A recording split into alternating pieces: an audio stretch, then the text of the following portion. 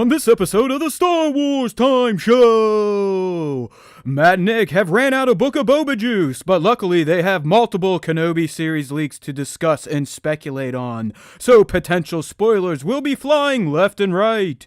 They'll also discuss an interview from Mr. Do-It himself, Ian McDiarmid, in which he implies the Palpatine could be in any Star Wars story prior to TROS. The dudes have a Rogue Squadron's release date update to discuss as well, which will then lead into the episode's fan segment, complete with fan responses to the question of the week and the latest round of Star Wars artist features. Punch it, Chewie!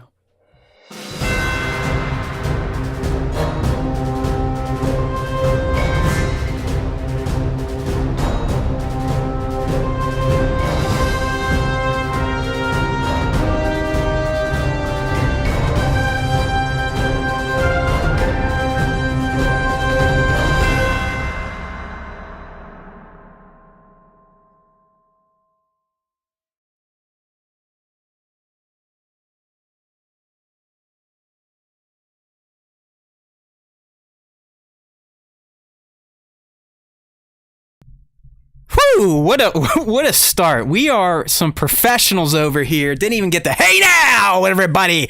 We are ready to rock. I just got to turn on Nick's mic so he's not muted for the first minute on the live stream just like last week, but we're here. I've got a lot less piss and vinegar in me this week. I don't know if it's like Samson and I just buzzed my head, so I've lost some of my powers or some of my anger, but hey, we're back. Ready to have some fun. Got a lot of Kenobi stuff to talk about, spoilery stuff. So if this is something you're trying to go in fresh, you may want to scrub through some of the upcoming Kenobi segments because the leaks are coming in fast and furious. Not number 10, maybe number 9. But lots of good stuff to talk about. I mean, I feel like after the round of leaks that dropped last week, Nick, we can kind of, in true SWTS style, punch up what I think will be the first 2 episodes of the Obi-Wan Kenobi series. So we got that planned today. So make sure to stay tuned in, or if you're on the recording here, obviously you can scrub through, put us on 2 times mode because it's not like we actually have good grammar or know how to talk. So we don't mind if you put us on hyper speed on the podcast platforms. But it is, as Nick said in his top 5 posts today, you're already starting to get the shakes, right, man? It's like, we were spoiled for 7 weeks. We had an active show to celebrate, discuss, and for some of you to whip your little wingers out and pee all over it. But that's all gone away, and it really is looking like we're not going to have our next series until the end of May, and that is obviously the Obi-Wan Kenobi series. I know there was some... Nick, you don't get mixed up in this shit, but last week there were some smoke signals coming around some sort of Bad Batch announcement, but that ended up pittering out. So, it's it's us doing our thing, trying to vamp, not vape, but vamp our way through another show of the SWTS. But like I said, we do have some relevant stuff to talk about, especially if you get into leaks and you like to kind of take those leaks and start doing the speculation game we like to do here on the Star Wars Time Show. So we'll entertain you. We may anger you. We may upset you. We may bore you. You never know. That's why you should always turn into a new episode of the Star Wars Time Show live every Tuesday on YouTube, youtube.com/Star Wars Time Show. All right, my friend, since we don't have a ton to talk about, I figured we can get into the old shooting the shit segment like we used to do before Book of Boba came around. And I got to ask you, are you gearing up for the Batman this week? Is that like a week 1 screening for you, or you pushing it a few weeks? What were your thoughts on the Batman coming out probably this Thursday in most theaters in the States? I mean, I don't know. I'm actually...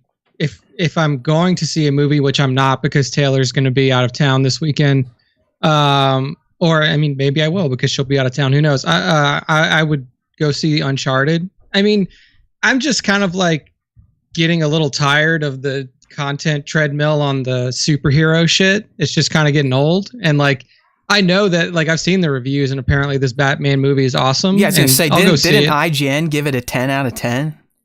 Yeah, which I think, I mean, I don't really trust anything IGN puts out, so I don't really give two shits what Just their for score if is. you're new here, Nick is the Martin Scorsese of the Star Wars Time show. That's why he doesn't like superhero movies anymore.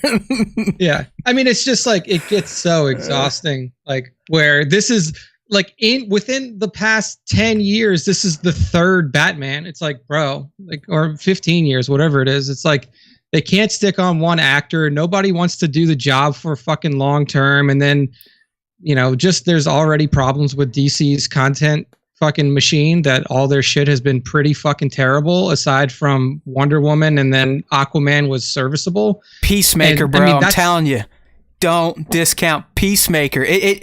I can't say much about it, but it shoves itself right in the DCEU's asshole and lives there. And to me, it's one of the greatest things that has been produced within that universe. As you said, it's definitely struggled to kind of reach the mountain that Marvel has with the MCU led by Kevin Feige. But I'm telling you, man, Peacemaker, that should go on your list of serviceable DC projects. Yeah, I mean, it's not even that. Like, I haven't even finished Hawkeye.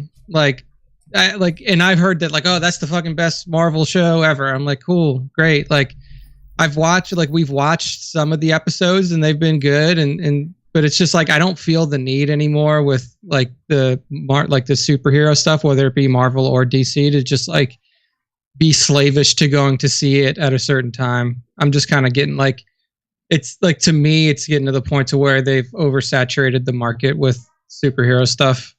So, I'll go see it. And so I'm sure you're it'll looking be good. for like a Belfast or like an art house movie. That's I don't where even you're know at. what that is. I think Belfast? I think Belfast is like one of the best pictures. A lot of the best pictures this year, in my opinion, are like of that hoity-toity art house type of category. You know what I mean? Like real life shit. Where I don't know.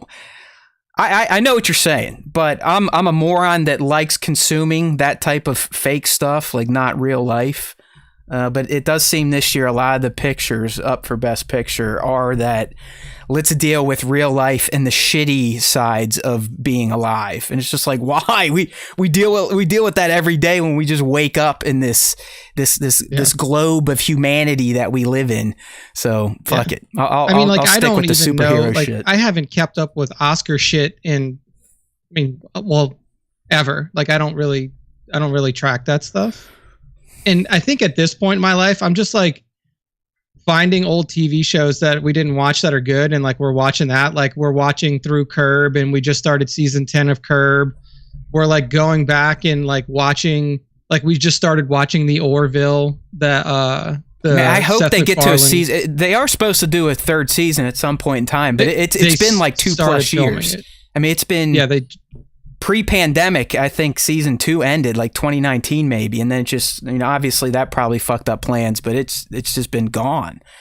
But yeah, no, that's a good show. I'm doing something similar, at least for my pre-pass out on the couch before actually passing out routine. And Seinfeld has been mine for that. I'm on season 9 at this point in time. So we started Seinfeld, and then we kind of I think we got like 2 or 3 seasons in, and then we took a little break. So like that's on the back burner. But yeah, I mean, like trying to think movie wise, what the last thing we saw was, man, I can't. I mean, I know we went to go see something. Probably, recently. I think it was Moonfall, which is kind of creepy that I know more about your movie watching schedule than you. I don't. Yeah, I don't make it a focus to pay attention to Nick. I don't have like a geo tracker on him, but as mushy as my mind is, and you know, I don't want to rehash the story of last week where my brain turned off its hard drives Monday night after I did something. But it's weird, the shit that my brain retains, and clearly one of those items now is Nick's movie watching schedule. So it was Moonfall.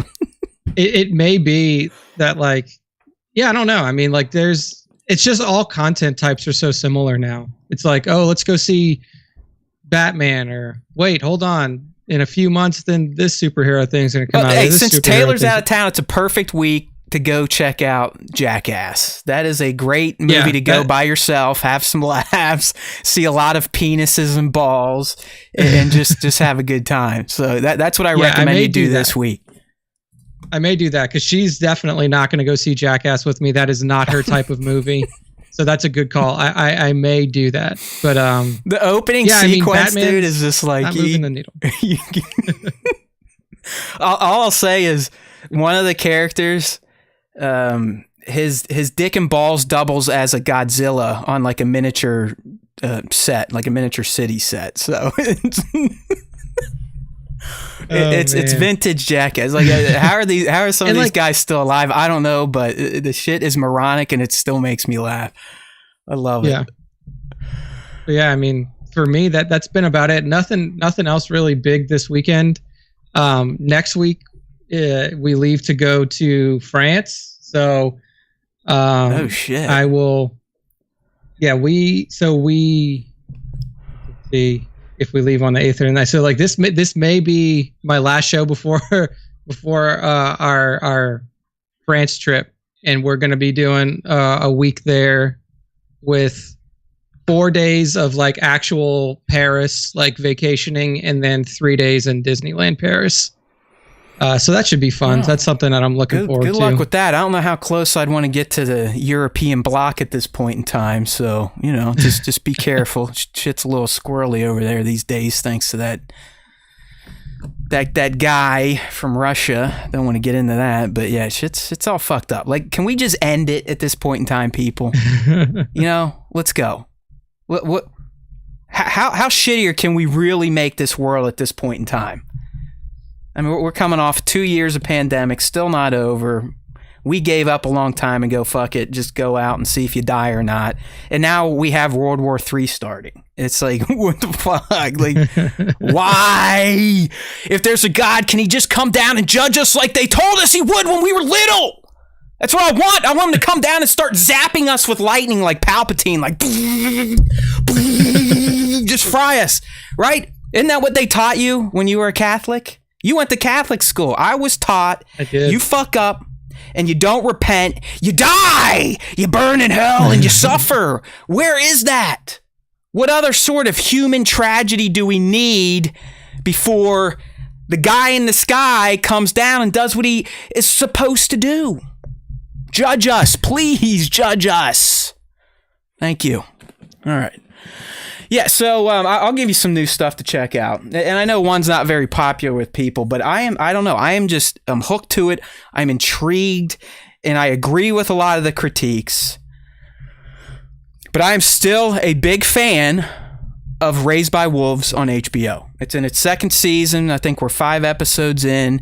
It's a world created by Ridley Scott, so it's got a lot of his tenets in it. I love the way that guy's mind works, and I like the visuals he creates within his worlds. And I'm not, like I said, I'm not going to argue with people like, man, it gets really weird towards the end of the first season, and they open up all these other questions, and they're not really giving you answers.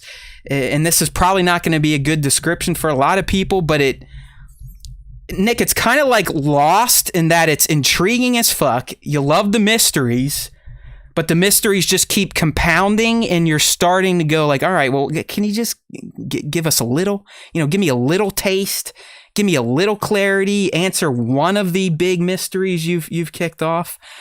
But week to week, I find myself fascinated with the show, which borders on like a sci-fi dystopian future on a new planet with concepts that deal with creators and the created, and AI versus humanity, atheists versus hardcore religious people, fucking aliens, flying snakes.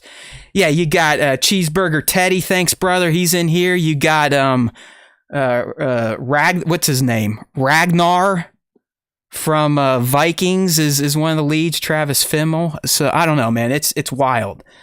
Do you know who have you ever seen anything Travis Fimmel has done? He's done a few movies. I think he did the Warcraft movie, and I mean, I may know him if I look him up, but like by his name. He was the original lead in that Viking series, which is pretty good. I've never seen that. I've actually never seen Lost either. So okay.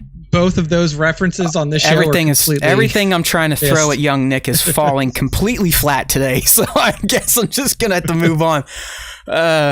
He I don't even know if he's acting, but Travis kind of has perfected the maniacal leader role where you look at him and you wonder, is this guy acting or is he truly crazy? Just like a crazy person. Yeah. So nice. Okay, so I saw the Warcraft movie and he plays Anduin. So yeah, he's like one of the main good guys or some shit like that. But that's tempered Travis Fimmel. He's at his craziest in Vikings, but he rivals it in many episodes of Raised by Wolves. I don't know, man. Like, I know I didn't do a good job selling it to anyone. All I can tell you is if you've listened to other recommendations I've had on this dumb show, and this is anybody, not just Nick, Raised by Wolves, there's something just very compelling about the world. And even with all the carrots being dangled and not a lot of payoff, I still look forward to every episode because, yeah, it's science fiction, but it also deals with the end of Earth and what humans have to do.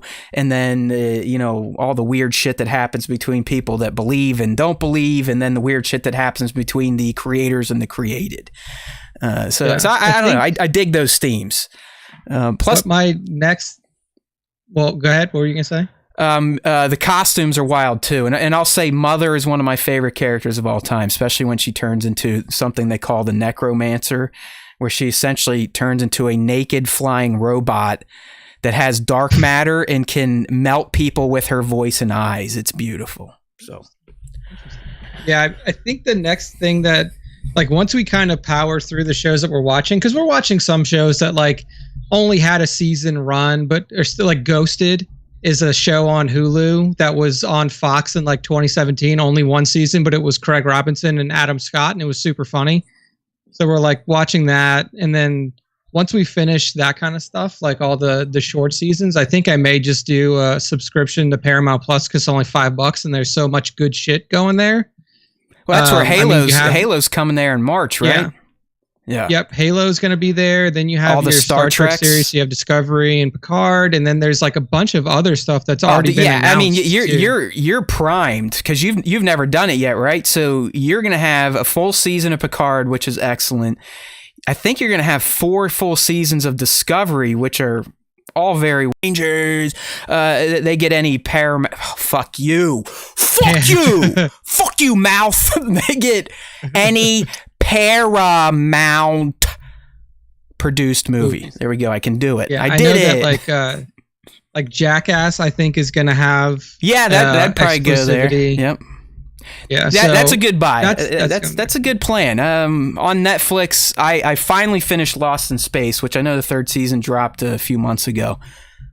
Quality series, 3 seasons, and it actually has like a beginning, middle, and an end to it. I've started Silent Sea on Netflix as well, which is like a Korean kind of futuristic space movie on the moon horror / I don't really know what's going on because I think I slept through half of the first episode. But yeah, I mean, like Taylor's not like a huge fan of watching TV either. So like a lot of times during the night, like when we're finished our like cooking dinner, eating routine and stuff like that, like we'll have something on in the background where we don't really need to pay attention to it. And like we play cards, or we'll play like a board game or something like that. Just so we're not like mindlessly staring at a screen. Look at you hipsters. Look at the growth here we have with Nick and Taylor. Shunning the TV. Do you put your phones down too when you're playing games? Do you actually engage like humans used to, or are you still both picking up your phones now and then looking at the screen? I don't like, since I don't play a lot of games on my phone anymore. Like the game that I play the most on my phone now is fucking Wordle. But yeah, I mean, I don't really use my phone all that often. I mean, like I have been like picking up my phone and just like checking on like what are the most recent updates in Ukraine, because like I follow the Kiev Independent and stuff like that. You doom scroll a little bit still then on the news front. Yeah, a little bit I do, but I don't. And I also, I got a new phone. I got a Galaxy S22 Ultra because they did free. I'll just throw this out there as a PSA. This is not an ad.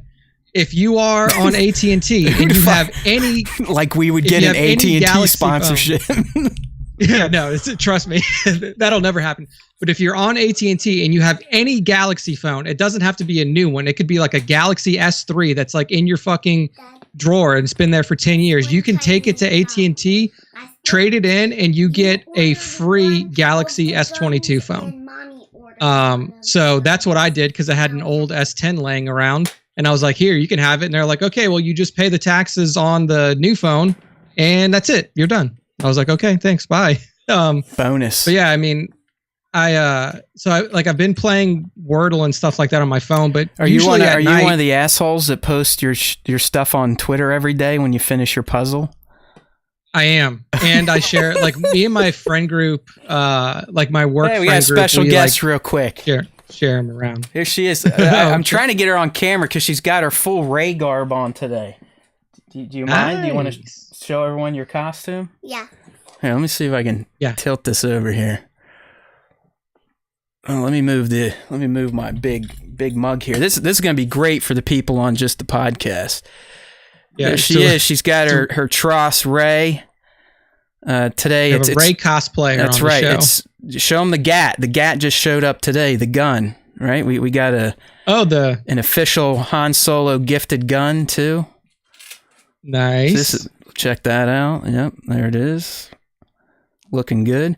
But yeah, she dressed up today because it's Spirit Week at her school, and she had to dress up as a character from a book she's been reading. So there we go. That's awesome. All right. Well, thanks for coming down, buddy. Have a good rest of your day. All right. Sorry. Now we can start throwing the F-bombs again. But yeah, I mean, my phone use has been pretty down. I'm recently, jealous. I'm jealous. I'm a crackhead. It's. I should tell you. The biggest thing for me was it definitely helped to drop whatever it's called, Star Wars Galaxy I was just going to Heroes. tell you. Guess what happened now? Oh no! I don't think I mentioned. I did mention that over the summer I took over someone's beefy account, right? You did, yes. So I went from I mean, it was amazing. Well, about 2 weeks ago, I'm logging in. I'm ready to play Grand Arena. If anyone plays Star Wars Galaxy Heroes, you know what I'm talking about. If not, what's wrong with you? But get on the train. So I'm taking the kid to gymnastics. I'm like, sweet. I'm going to have an hour. I can dedicate that to screwing around in SWGoH and playing my Grand Arena championships. And I fire it up, and someone had played my fucking matches. And I'm like, oh no, it was the original account holder is back? Yeah, this guy Lumpa, who's like over somewhere in Indonesia, had been logging into the account ever since I had it. And I was like, I was paying good money, and there'd be some mornings I'd wake up and be like, I didn't play that event, did I? Well, I guess I did. Maybe it was late at night, and I just forgot. It's like last week, maybe I had a few too many bourbons and I deleted my fucking brain. But no. I had a guess. I had a suspicion, but I couldn't really prove it because they were just one-off events and like whatever. But Grand Arena, it's very clear when someone plays your turns. So that's what finally clued me in. So I go to the guild and I whine because they more or less were like, dude, your Matty1 account blows. Will you please take on this good one so we can keep getting better as a guild? And I'm like, I've had Matty1 since launch. It's my thing. But yeah, I'll do it because why not? It'd be nice to have some mega tunes.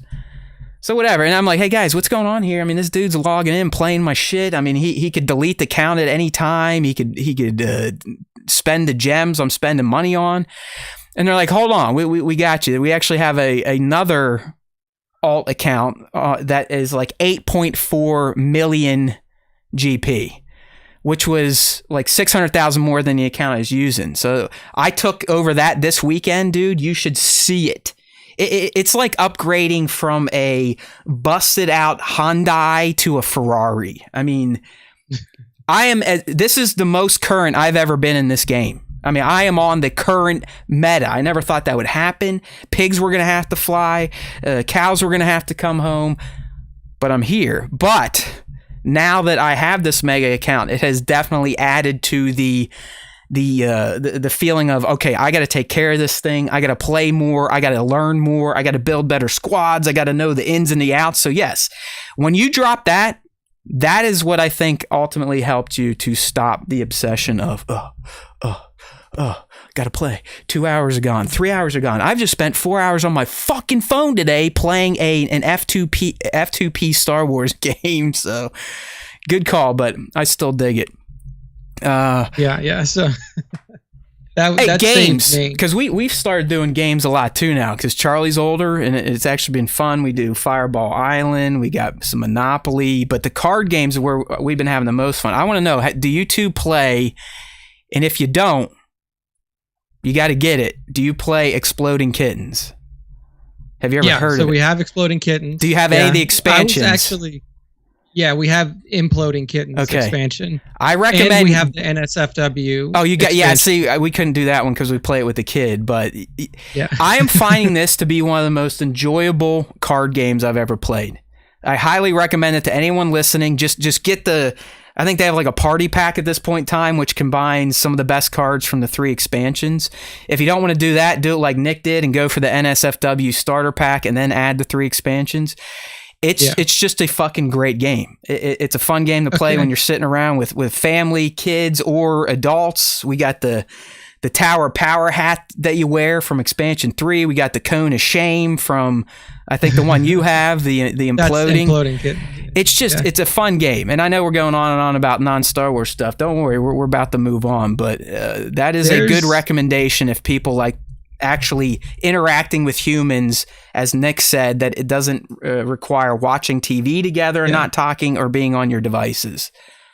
Okay, so another one that you should consider if you are a fan of that type of stuff is you should play a game called Unstable Unicorns. Okay, I was going to add.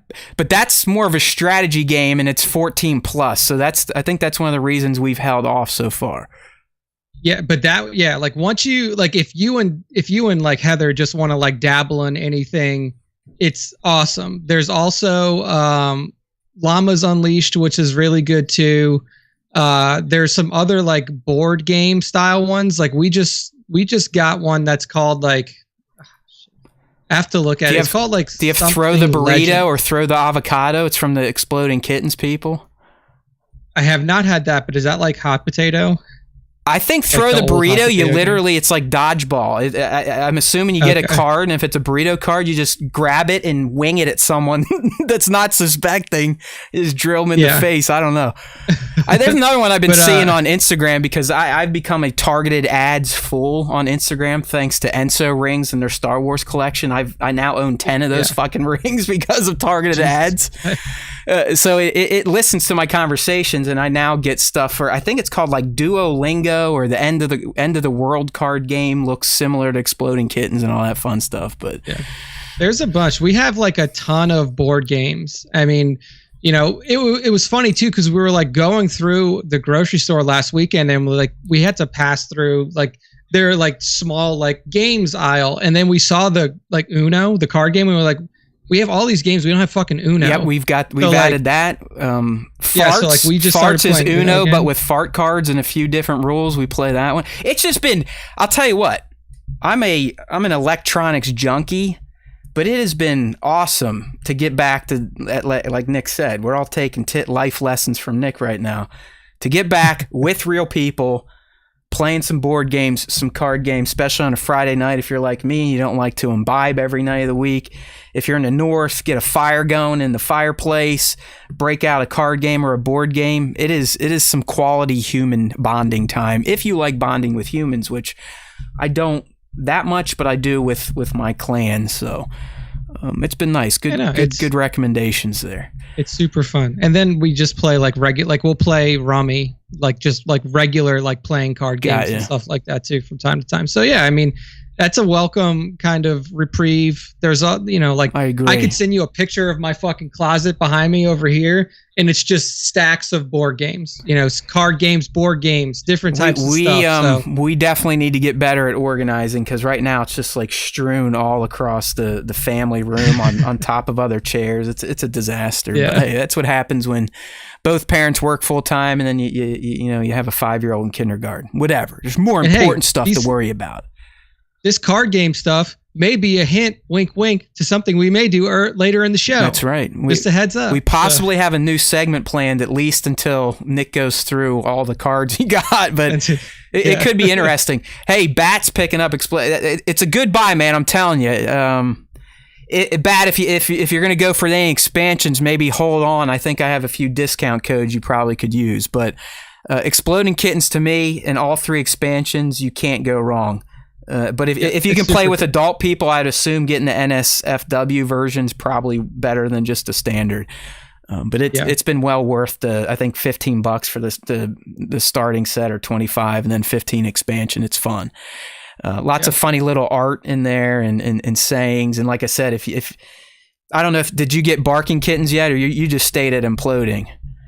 Right. Yeah, we just have the NSFW and Exploding, so none of the other ones. But Barking, where you get this hat you have to wear, and then people can't steal your cards, and they have to pull from the hat. Either way, it's fun. Check it out, everyone. Thanks, Bat, for listening to us and not thinking we're just a bunch of jerk-offs and believing in our opinions. Dumbass. Okay. One other thing I want to shout out before we move on is I'm going to stand up. Some of you may have seen this on the Instagram. Oh, this is too good. This is a true. This is from Adrian.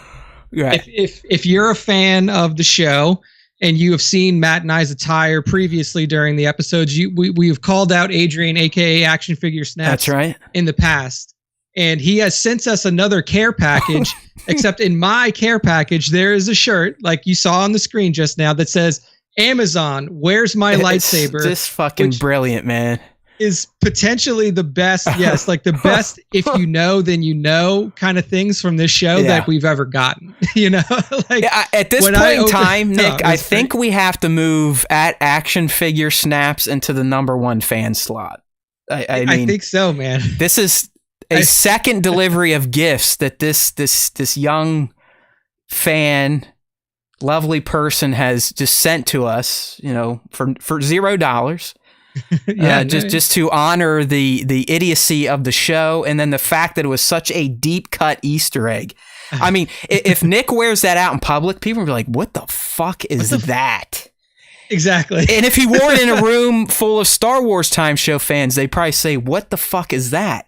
This is some people still may not. This is for you motherfuckers, the Bats of the worlds, the Kingdoms, the Big Amishes, the Tones. I think Cheeseburger Teddy is our man, Ted5 standing by, who's one of our major Discord contributors. They'll get it, and that's what I like. Like it's so deep that even casual fans of the shows will not get, because this to me is like, and I mean, I'm never going to compare ourselves to the Howard Stern show. That's sacrilegious. But it's like, I've listened to that show since 95, and even these days they'll bring up stuff that happened 25, 30 years ago that only people like me would know, and I always love that. So that's exactly what Adrian did for Nick with this shirt. It is excellent. Amazon, where's my logo? I mean, it's perfect. And I'm wondering, have you gotten your care package yet? It's supposed to show up today. And if he didn't make me a custom one, that's quite all right, because what's in there is what's great. I don't even think we're allowed to talk about it. We cannot talk about it yet. Let's just say he hooked us up with stuff for a major upcoming Star Wars property that has not released yet. And that's why Nick is not adorned in that gear quite yet. Yeah. But we can't don those yet, but as soon as we can, we will. And I have to say that, like, these pieces that Adrian sent us are incredible. I mean, like, the quality. I can't wait. I can't wait. I've only seen like designs, everything. He sent me a vanishing image on Instagram just so like I wouldn't fuck it up and share it and like use it as a news story. But I'm excited. I'm definitely looking for it. So thanks again, Adrian. I'd assume if he made me a custom shirt, it would probably just say, "Wow." Nobody likes me, right? that would probably be mine. Wah, everybody hates me, nobody likes me, I'm gonna go eat worms. One of those types of deals. So good stuff, people. If you're still tuned in, which I don't blame you if you tuned out, because we've literally just been rambling about nothing. It's time to talk some Star Wars finally. So lots of Kenobi stuff to talk about for sure. We got some pretty major leaks coming from a reliable source. So like I said, once we get to those, I'll try to put up a little warning, maybe stick your fingers in your ears, or, go take a break for 20, 30, 40, 50, 60 minutes. You never know what happens when Nick and I start to speculate. But this first one we got here, I wouldn't call this a leak or a spoiler of any kind, because it's an interview with Mr. Do It himself, Ian McDiarmid. So Nick, he was talking to this Metro magazine. Maybe our UK listeners know who the hell we're talking about. Speaking of listeners, and like I said, knowing our luck, it's probably a glitch in the reporting that we use. But 2 weeks in a row now, we've gone up like hundreds of downloads. So I don't know if something unfucked itself, or if the SWTS army finally gaslit enough people to give it a try. Yeah.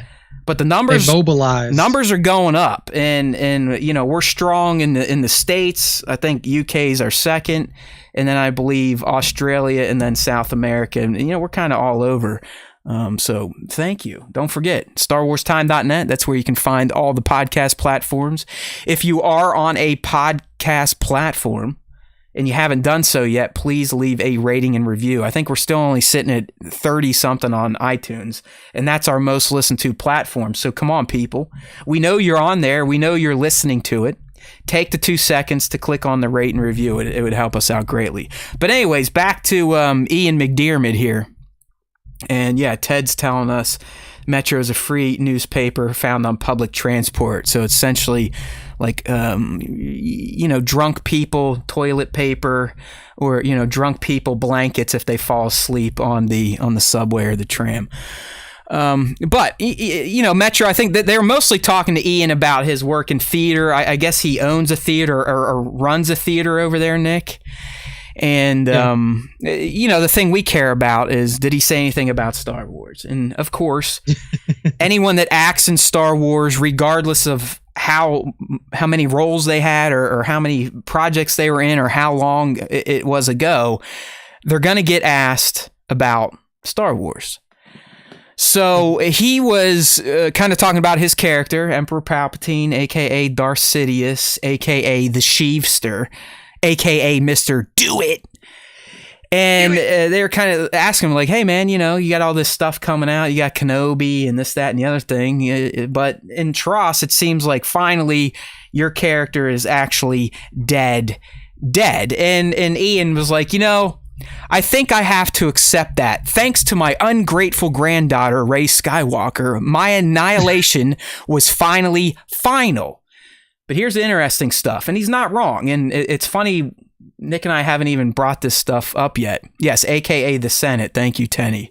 That is correct. I missed that moniker. But here he goes on to say, but of course, Darth Vader is back in the new Obi-Wan Kenobi television series. So I suppose it's not impossible that one day his mentor might be discovered once again skulking in the shadows. Yeah. I mean, Nick, do we at least have to get a holo of Palpatine and Kenobi? I think we have to get something, right? Like I feel like if we got a holo, if we got like a voice recording or something like that, it would make sense. Because how do you have the big guy, Vader, and the Inquisitors, and not have the puppet master? Correct. That's what I'm getting at. It'd be like, yeah. At this point in time, Vader does not operate autonomously. I mean, Palpatine will let him think he is, but Palpatine knows every single fucking thing he's doing. It's still continuing up through these Darth Vader comics that I keep recapping on youtube.com/Star Wars Time Show. Even there, Vader thinks he's kind of doing some secret shit, and Palpatine's like, nah, I knew they were Crimson Dawn. You killed a bunch of people that weren't Crimson Dawn, but I knew he was actually Crimson Dawn. So I would find it hard to believe in Kenobi if we're going off of what we know that Vader is going to kind of become the main antagonist episodes 3 through 6. And he's possibly going to be featured in 2 when he kind of learns that Kenobi has resurfaced. It would be hard to, I guess it wouldn't be that bad, but it would be kind of hard to contemplate that he at least doesn't run by this discovery or talk to Palpatine about this discovery. And Nick, I kind of envision a scene playing out just like it did in Empire Strikes Back. The first time we actually get to see the Emperor is just a very brief, Vader, he's in this, it was very Snoke-like, where Palpatine wanted his hologram to be the size of the fucking room, I guess, just to kind of, remind Vader that I am the man and you are my little, you're my bitch.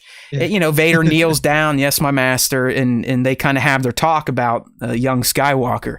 I see something like that being 100% plausible for Kenobi. Yeah, absolutely. Absolutely. I mean, and they could do it in a way to where you, they could just fully CG Ian in there, or they could just take old footage to where he doesn't have to get in the costume and the makeup and stuff again. I think he'd put on the black cloak and the face paint. I think he would do it. Maybe he'd do he'd have it pulled way far up, so it's just paint my nose. Yeah, right. Yeah, just do one of those Hamill jobs on me. I'm not even gonna show up. Just use a bunch of old archival footage in my voice, synth that shit, and send me a check and put me in the credits. Right? So. Yeah, there you go. But yeah, I mean, I have to believe that he's gonna be in it. He's at least to some degree, like you were saying, whether it be a hollow recording like we saw in ESB, or I wouldn't want it to be more than that, because just like he really didn't take away from Vader in the original trilogy until Jedi. We don't want Palpatine taken away from Vader in Kenobi at all. I want Vader to shine, and I think that's where things are going. But it should not be out of the realm of possibility to consider that he, E.T. phones home to Sidious and is like, "Hey, dude, guess what? We found them. We found them, right?" What's that from Empire Strikes Back? The guy that finds Han and Luke out there on Hoth. We found them. Yes. Yeah. Repeat, we found them. Blah. So, to me, I think this is a no-brainer. Now, will I be upset and get on Instagram an hour after watching the whole series and be like, they fucking ruined it? How could you not have Palpatine in this episode? They make Vader look weak. He's a pussy without talking to Palpatine. No, I'm not going to do that. But I think narratively, it makes so much sense to have some Palpatine infused into Kenobi, even if it's just a quick chat. Just that's it, 30 seconds, and that's it for the series. That would make sense. If there's no mention of the Emperor, it's a little odd for the time period and the way their relationship is. And I'm talking about Vader being so subservient and controlled and tormented by Sidious, especially with the Inquisitors. I mean, you can't have this heavy of a Sith presence without the Sith, the best of them all, at least getting a little cameo. Yeah, no, I totally agree. And I mean, with it being teased like this, I mean, this is kind of the biggest wink, wink, this may be coming. Well, I mean, he makes sense. It's we know the guy lives all the way through the sequel trilogy. I mean, till the very end. He's one of the last people to die. Ben Solo kind of steals his thunder because he's ultimately the last person to die.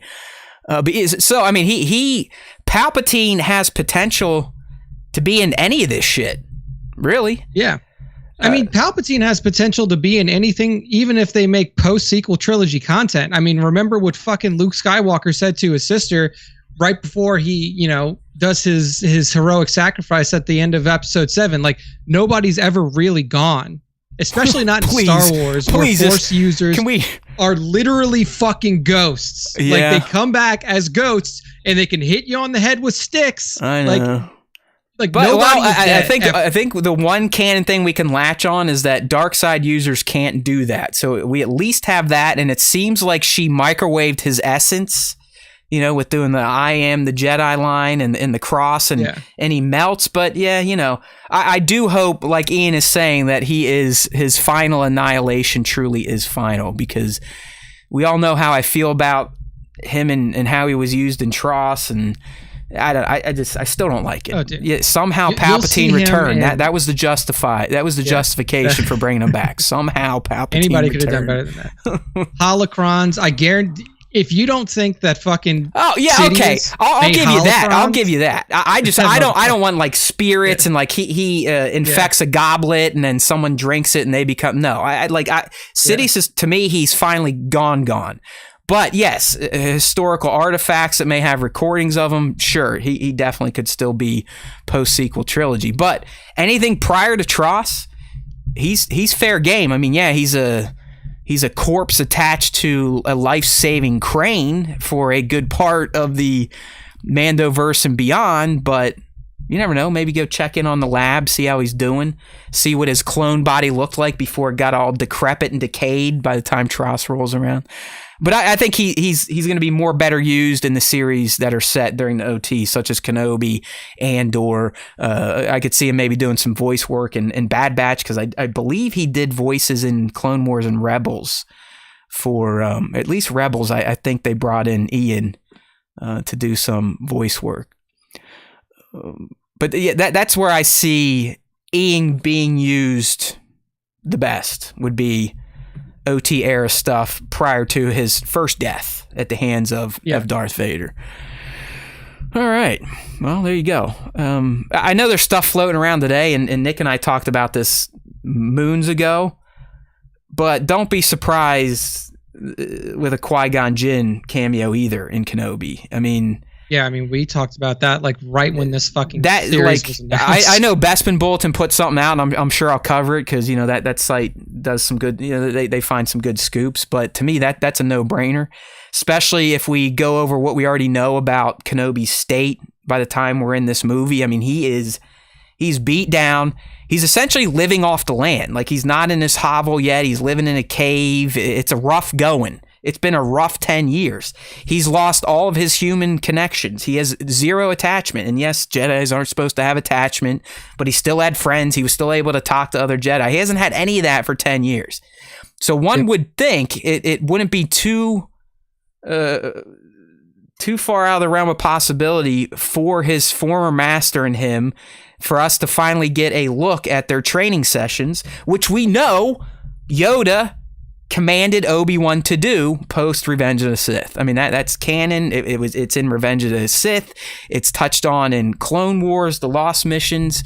It was a very clear edict from Yoda to Obi-Wan, like, listen, your former master figured some shit out. He didn't perfect it, but he can teach us to do it the right way. So make sure you learn from him. So I don't know if we're going to get a Force Ghost, because I don't think Qui-Gon was granted that ability because he didn't perfect it yet.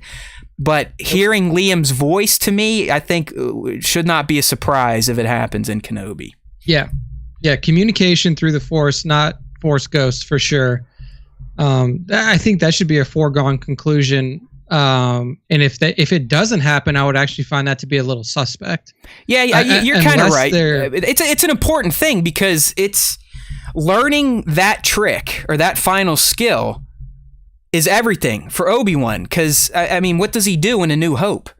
He sacrifices himself knowing that this skill is going to make him a better ally to Luke than being in his corporeal or his flesh and blood form. Exactly. So this is a major thing that he has to learn to do in between the fall of the Republic and the battle on the Death Star. Yeah, so I'm hoping that we get at least a few scenes. I mean, the thing is with Kenobi is that it's short. It's shorter. I mean, at least episode-wise, number of episodes-wise, it's shorter than book. It's only 6.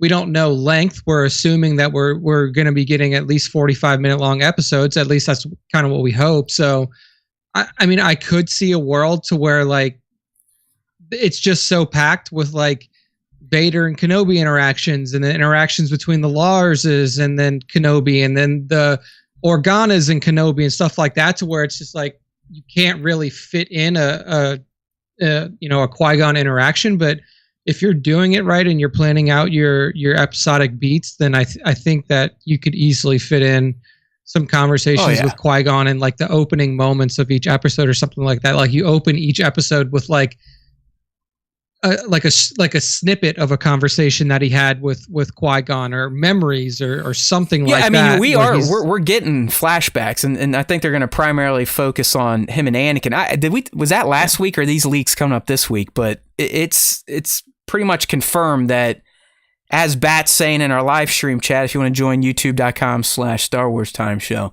yes, 100%. Kenobi is going to be broken when we see him in Kenobi. He's fucked. Like I said, he's been living in a desert like an animal for 10 years with zero connection to anyone. He's not even allowed to directly interact with Luke, which we're going to get in more here in a second. So yeah, he's fucked up. There's no doubt about it. I mean, the guy this is probably the most depressed and downtrodden you will ever see this Jedi. He's not going to be kind of the, from a certain point of view, old man that we meet in A New Hope. Maybe by the end, but early on, no. He's going to be disheveled, beat down, downtrodden, and just sad, just feeling a lot of regret, a lot of loss, and that's where we're going to get the. He's not going to be sitting in a fucking bacta tank, but that's where we're going to get the moments. Through his grief, he's going to go back and remember the good times, and how did those times lead to me in a fucking cave?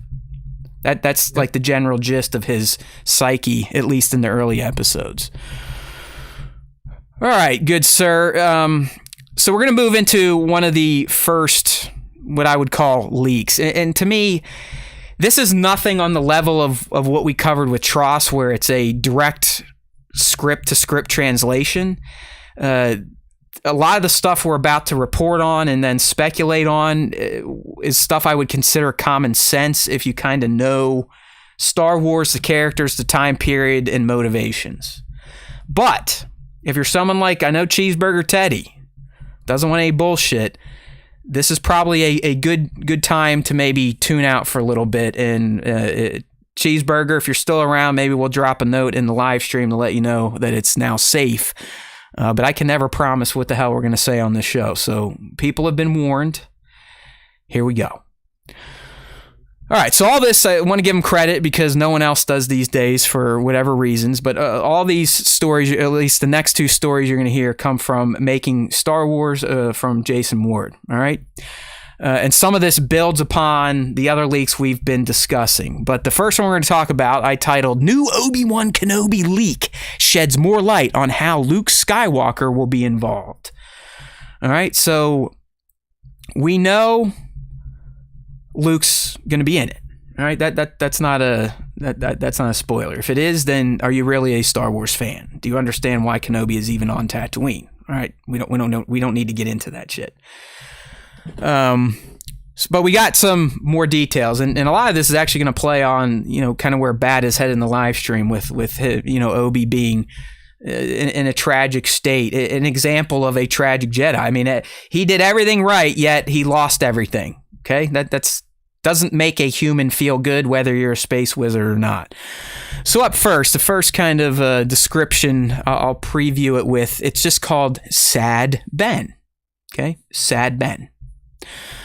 All right, so according to Making Star Wars, Nick, I'll just kind of report it to you, and then we'll have our discussion here. But a lot of this we already said. Obi is in a horrible place mentally. All right, he's just not doing good. He has zero human connections left in his life. He's been left to toil away and live under the hot suns of Tatooine as a hermit. Okay, this is not the guy with all the gravitas you saw at the beginning of Revenge of the Sith. All right, so even though he's a Jedi and he did forsake attachments, the human side of him is suffering thanks to what happened with Order 66 and the fall of Anakin Skywalker. He can't really get past it. And I think we all can understand that. I mean, that'd be a hard thing to recover from, knowing that you had a hand in fucking up the entire galaxy. A direct hand in bringing the end of the Republic, the end of the Jedi Order, and lifting one of the greatest tears in the galaxy has ever seen in Darth Vader. So yeah, he's not in a good place. All right, so the only thing that is keeping this man going, this tragic Jedi going, is his charge to protect the son of Skywalker. That's it. I mean, you could argue the way it's been described that Kenobi may have just taken himself out at this point in time if it wasn't for young Luke. Yeah. All right. So this suffering, like I said, this what leads him, Nick, to reflect on his past failures. And this is where us fans are going to get the flashbacks between him and Anakin. All right. Nothing new. We knew this is coming. We're all excited for it. Nick is going to go pleasure himself after the show to relieve himself of that excitement. Okay. All right. And what else we got? So even with all this suffering, Kenobi is a glass half full type of guy in the end, if you think about it. He knows that the suffering is worth it if he succeeds in bringing balance back to the Force through Luke. So he deals with his shitty situation. So now getting into little Luke. This is some of the new stuff here. All right. So according to MSW, Luke is actually going to be used sparingly, and I like this. And the way he kind of propositioned it is, or phrased it is, this is not Luke's time for adventure. Luke's time for adventure is A New Hope. So Luke is going to be used sparingly. He kind of stays out of the limelight in the Obi-Wan Kenobi series. He truly is just a simple farm boy with no real connection to the galaxy at large. Okay? This is not going to be the case for Leia, though. All right? She is already kind of mixed up in galactic politics by way of her adopted parents. That should make sense. And knowing what we know from the last leak, she is going to be the MacGuffin that gets Kenobi off planet because she does get herself kidnapped in a plot to draw out Jedi. Hey, look how things are starting to take shape. It's beautiful. But anyways, Luke, you know, they're going to kind of keep him on the back burner in little bits of scenes here or there. All right, so when it comes to Leia, apparently the only thing that she's not allowed to know at this point, and Nick brought this up last week, and we talked about it, Leia is not to know Kenobi's true identity at this point in the timeline. So Nick, you were right. It sounds like Kenobi is going to try to disguise him a little bit when he goes on this operation.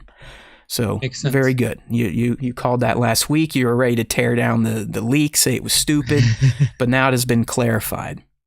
But we do have a scene description for young Luke that I think is will actually get fleshed out even more with the next leak we're about to talk about next.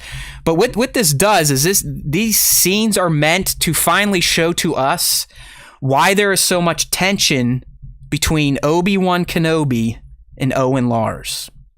All right, anyone that's seen A New Hope, it's very evident that Owen is no fan of Old Ben, that crazy hermit that lives in the Dune Sea. And this show is finally going to fill in a lot of those gaps. I think there's been a comic or a story that hinted at it too, but we're going to get it directly in the Kenobi series. All right, so there's going to be a scene where Owen, Beru, and Luke are at a market to either, you know, sell their water or do some shit, have a family day out. They're just, either way, they're off the farm. All right, Yep. So while Luke and Beru are out checking out wares, Kenobi is always going to kind of be in the shadows, keeping tabs on him. Remember, it doesn't sound like he is going to ever directly interact with Luke at this point in time. Not allowed. All right, so with that being said, he's going to be watching him, Nick, and it's been described. Luke is ultimately safe with the Lars family at this point in time. No one knows who he really is. He's just a simple farm boy. All right? But after we hear about the next leak, some of the stuff that Owen is going to witness in this market scene is what is going to start kind of driving the wedge between Owen and Kenobi. Okay, so while they're at the market, Luke, he sounds like a little Matt or like us other collectors. He's gonna find a toy and he's gonna ask Beru, can I have the toy? Please, I really want the toy. I'm gonna put it in my collection. But he gets rejected because, hey, they're simple. They're farmers. They don't spoil people. They're not like me. They don't just buy everything. They don't buy their kid a Razor Crest just because they got a Razor Crest. Shit like that. So Luke goes about his day. And so why this is going, I think this is going to be neat. They're going to be showing little Luke in his fairly mundane Tatooine farmer life. And it sounds like they're going to intercut scenes with Leia in her much more involved life. She's going to have nice things. She's going to have a nice room. She's going to have her own droids. So what do you think about it? Do you kind of like getting that contrast of how the twins are kind of living at this moment in time?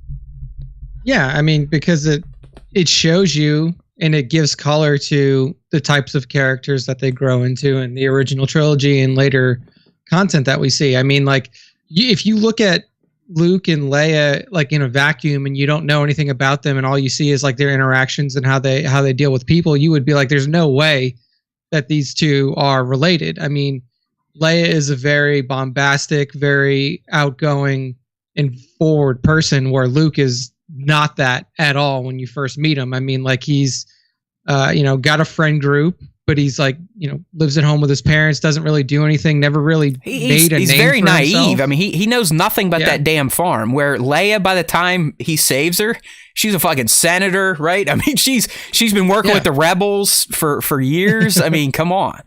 I think it is good to show that. Yeah. It is obvious if you think about it, but as a fan, did you ever think like, man, Luke got screwed? Like, his upbringing, he essentially became an indentured servant to not even people he's blood related to, right? I mean, he's not even blood related to the Lars. They just got him because, Klieg married Shmi, got her killed, and they're like, fuck it. They're sort of related, I guess. So, I mean, the thing is like, there's a couple of things that are at work here that like we never really dig really far into. Like, was Luke known as Luke like Lars? Was he known as Luke Skywalker?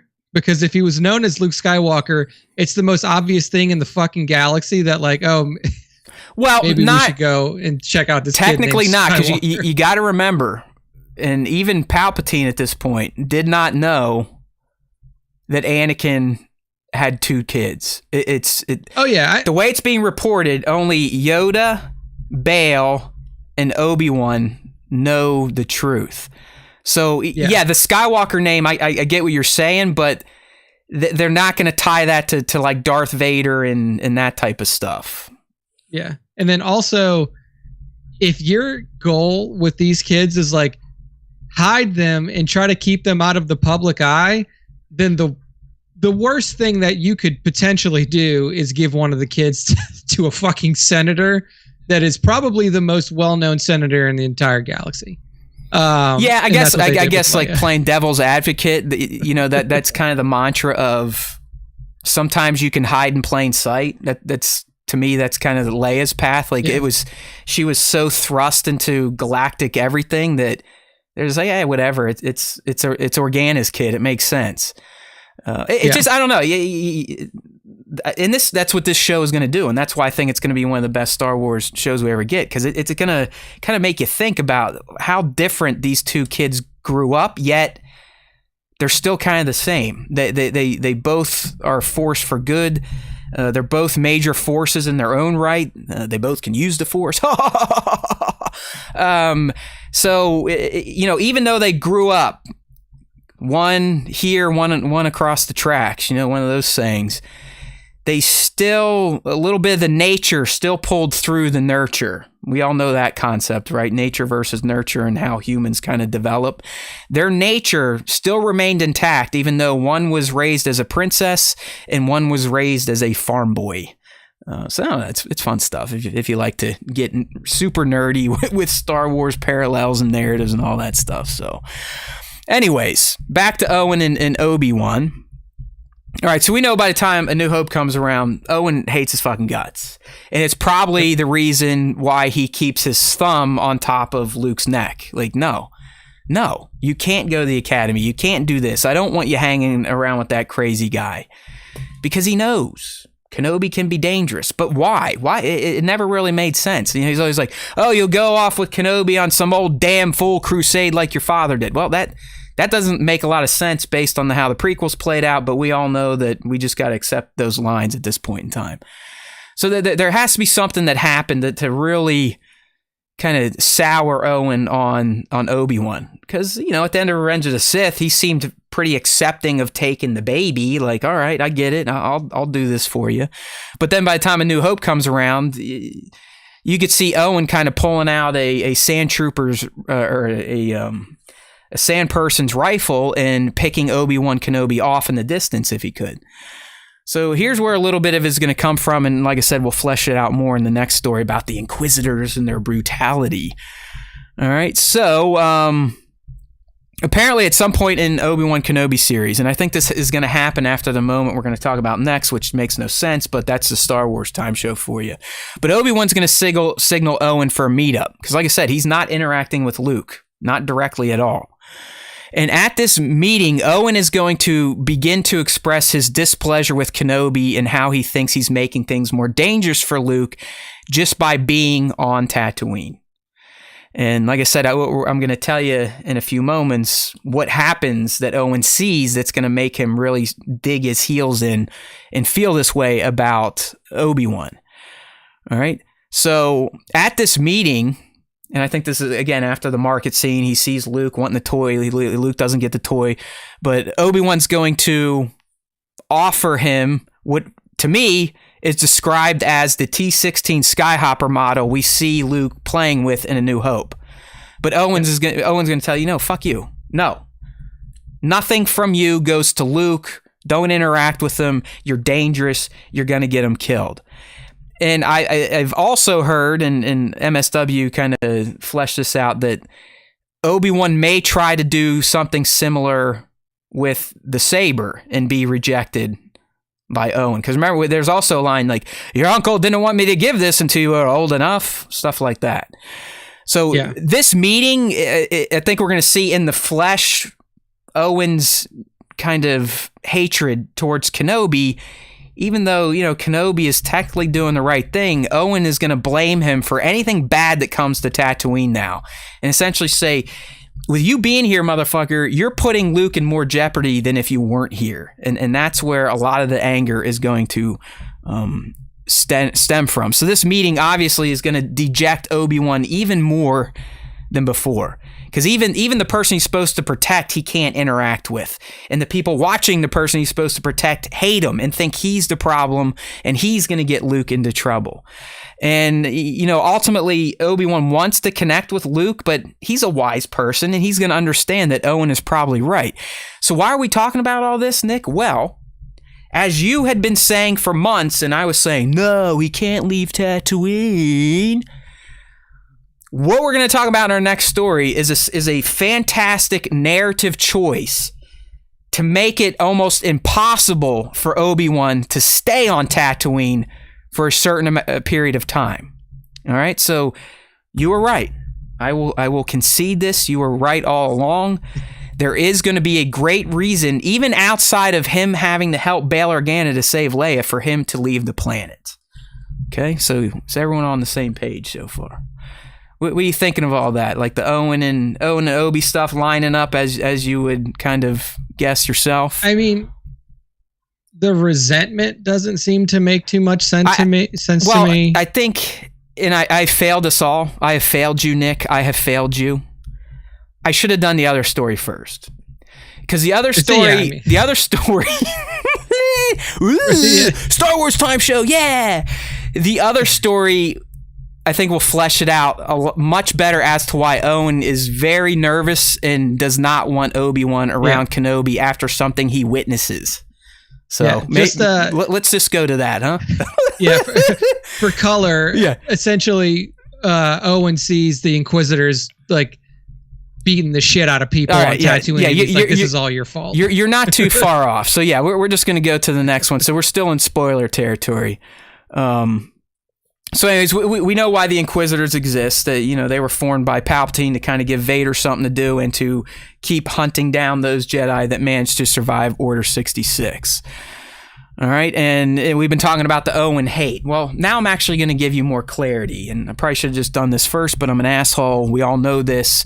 I'm sorry. Shame on me. All right, so the Inquisitors are going to make their way to Tatooine. But according to MSW, they are not there to find Kenobi. In fact, he has become an expert at being a ninja Jedi and keeping himself hidden, which we get. I mean, Kenobi is a pimp. Let's be real. Yeah. So he's remained off of everyone's radar. Why they are there? Apparently, a new Jedi, one that we have not heard about before, is going to show up on Tatooine looking for Obi-Wan. This Jedi's name is Nari, Nari.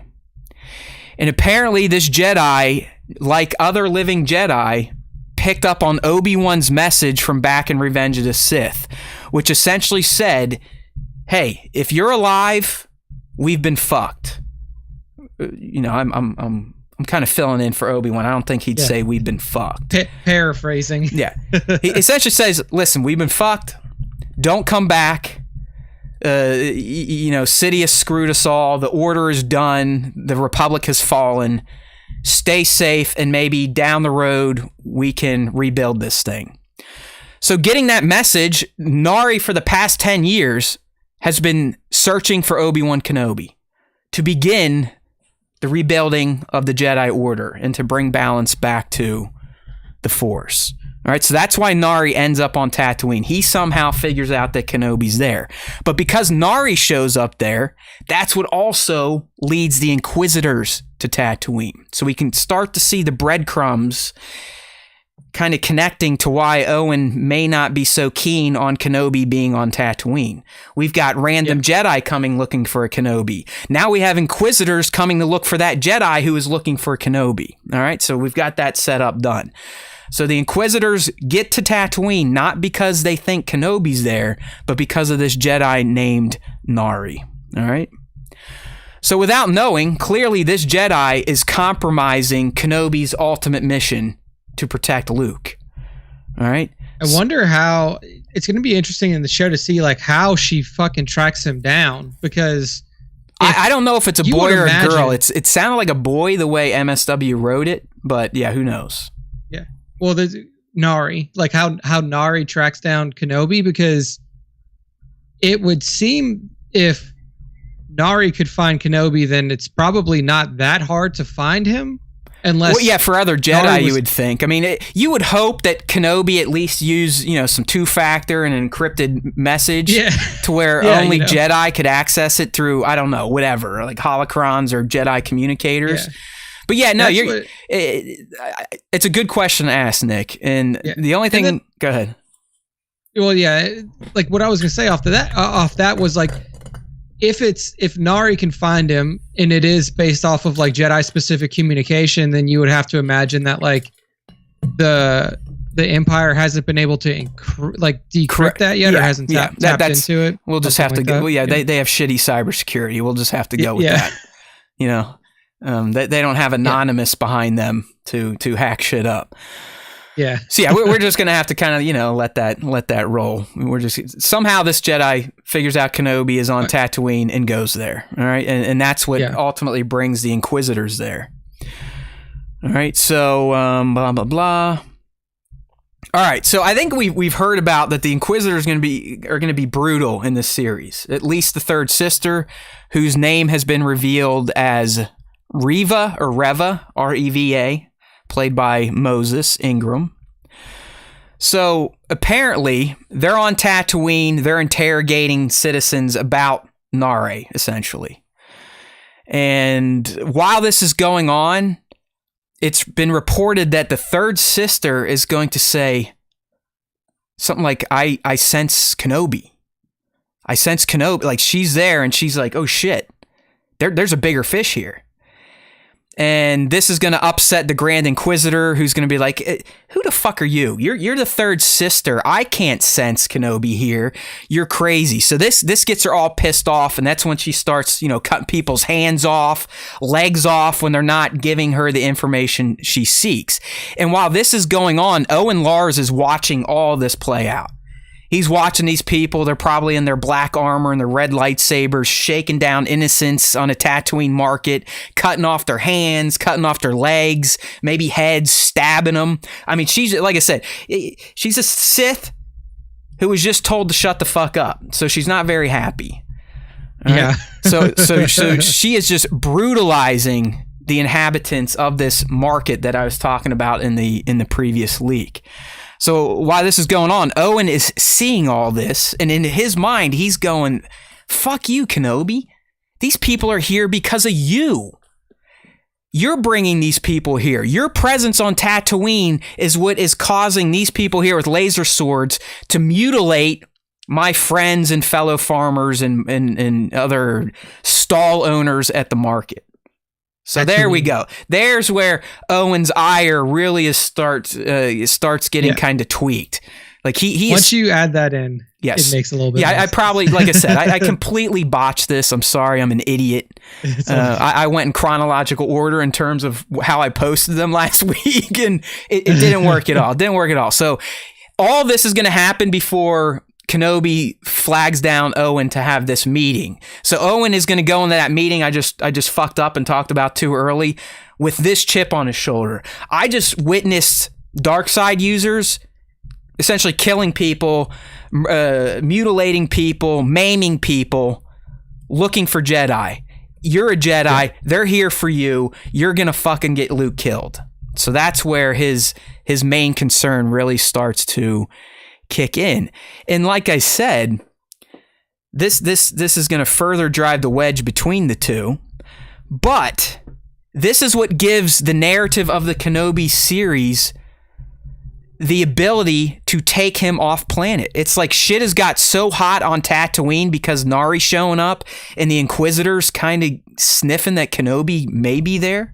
At least the third sister does, even though she kind of gets, as a lot of us do, by our superiors, like, shut up, you're stupid. Reprimand. Yeah, you're dumb. Just listen to me. You know nothing. So as Nick has been saying for months, like, hey, yeah, he could definitely leave. And I'm saying, no, he's got to protect him and be vigilant. He can't leave his side. Well, just the sheer fact of him being on Tatooine at this particular timeline moment is more dangerous than him not being on Tatooine. So that is, to me, brilliant narrative choices made by the writing team. I forget who wrote this one. I don't know if it's Deborah or if John had a hand or if Dave had a hand. No, they actually had a whole separate writer, someone that hasn't been in the Mandoverse. I forget their name. Apologies. But to me, Nick, I think it's a great thing to introduce to the overall narrative of the Kenobi series to justify 1,000%, even more so than, hey, you got to go save the other Skywalker twin. But it's now like, yeah, you got to go save her, but guess what? It might be better for you right now to not be on Tatooine. Kind of let the heat die out before you come back. So what do you think about that? Yeah. No, that makes total sense. And look, you can kind of look at Owen's reaction two different ways too. You could say like the first reaction is the obvious reaction. It's the reaction that he had that like it's your fault that these people are here. Realistically, this probably would have happened regardless of Kenobi being there or not, because that's the kind of control that the Empire is trying to assert throughout the galaxy. Yeah, I mean, that's what the Inquisitors did, but I think it's the idea that a Jedi following Kenobi's holocron exactly kind of almost really, jeopardized his biggest mission of his life. Yeah. I mean, you could probably fucking blame Nari too and be like, yeah, okay, did you not use your brain to figure out like, hey, don't come around us because there's like we're being hunted actively. Yeah. Like there are people who are after us. Maybe send me a us. Fucking message on WhatsApp or Telegram or something. Yeah. But it's like, hey, there was this thing in the past called pen and paper. Do you have that? Right. Write down a fucking letter in a bottle, throw it into space, hope it gets it. But, yeah, the old message in a bottle approach. Yeah. I hope, and it sounds like, and I don't know if I addressed it, but it sounds like Nari and Kenobi may have an interaction. But I don't know. It could just be Kenobi witnessing all this from the shadows, but I don't know if the Inquisitors catch Nari or not on Tatooine. But the one thing it does, and I think the reason Nari comes there, and I'm talking narrative reasons. Okay, we know Nari comes there to bring the Inquisitors there, but I ultimately think the Inquisitors are there to further drive the wedge in between Owen and Kenobi in the philosophies on the best way to protect Luke. Because once he sees that, he's like, oh, shit, man. I mean, they're coming here for Force users. You're a Force user, one of the biggest, one of the most famous. Look what you're doing, you dick. Yeah. But then another way that he should think about it is like, man, thank God I have a Jedi Grandmaster sitting on my fucking, like scoping my house out, because they have all these people with red lightsabers coming to chop off people's hands. Right. Like, that's another way you should probably look at it. But I can definitely understand the point of contention for Owen. And you also have to imagine too, like, this motherfucker literally just had a kid foisted on him. Like, hey, here you go. He's been dealing with it for about 10 or 11 years at this point. Yeah, your responsibility now. And this dude's like, I don't have my own kids. Right. Remember, Like, there's no direct blood connection between the Lars and the Skywalkers. There's just zero. Yeah. Zero. So they're like, here, take this kid that was your, it was your stepmom's kid, essentially. It's a forced adoption is what it was. It was a forced, they're not step anything. It was a forced adoption. Yeah.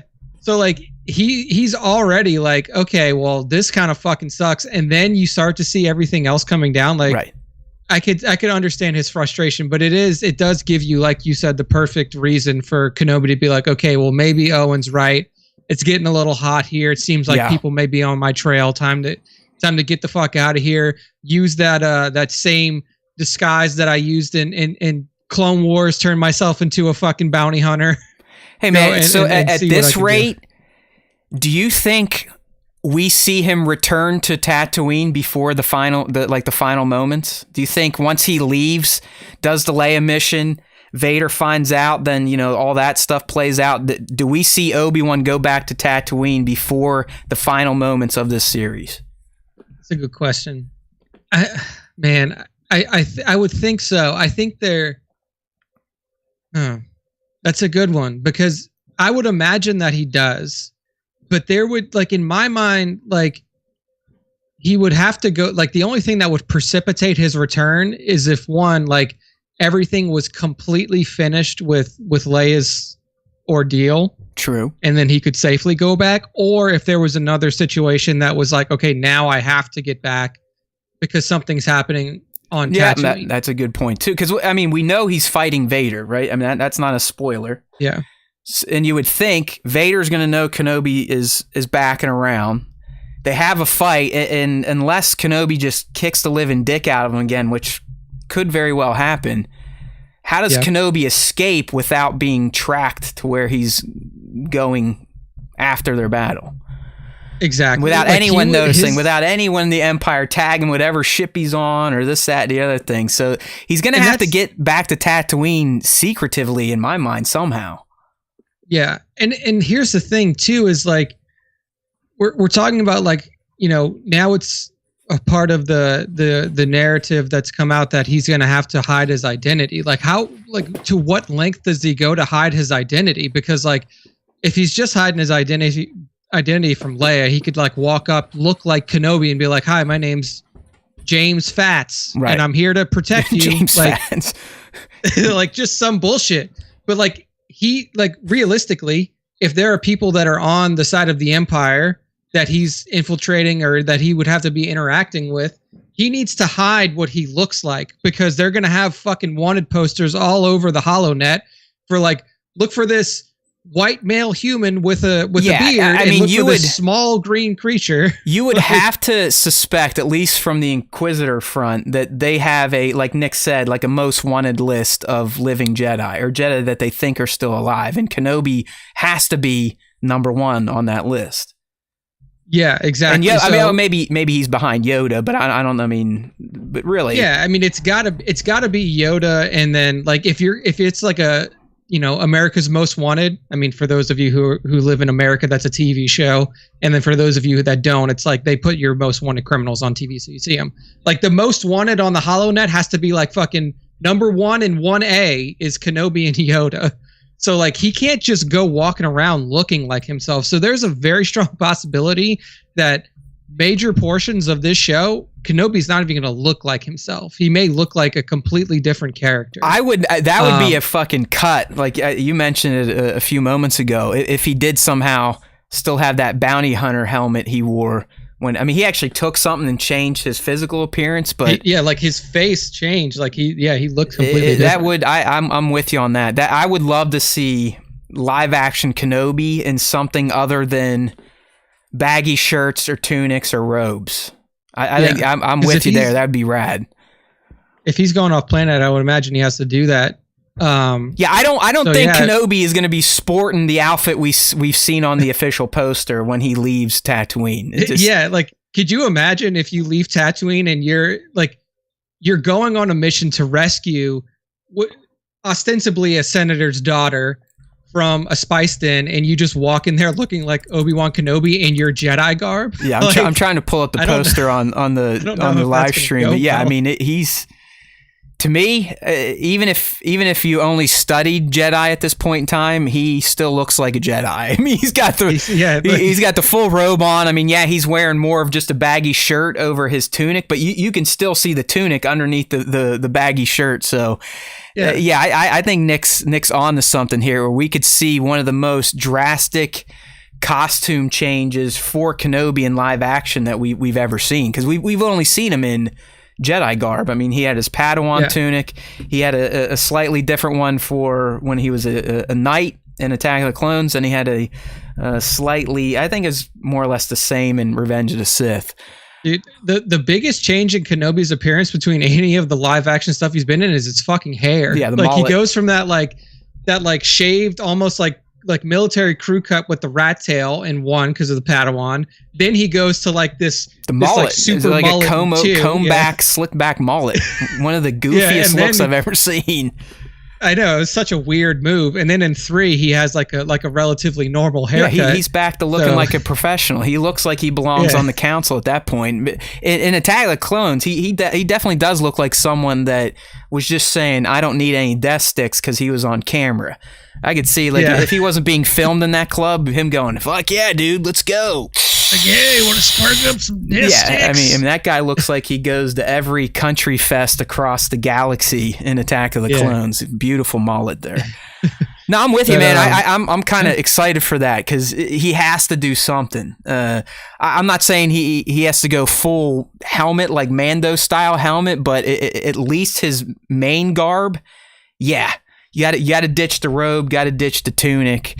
So I'm excited to see kind of what he gets into, and if they do any nods to some of the, because he had all sorts of disguises in the Clone Wars. I mean, a lot of the shit he did on Mandalore, that bounty hunter arc we were just talking about. So I like that. Good speculation there, young Nick.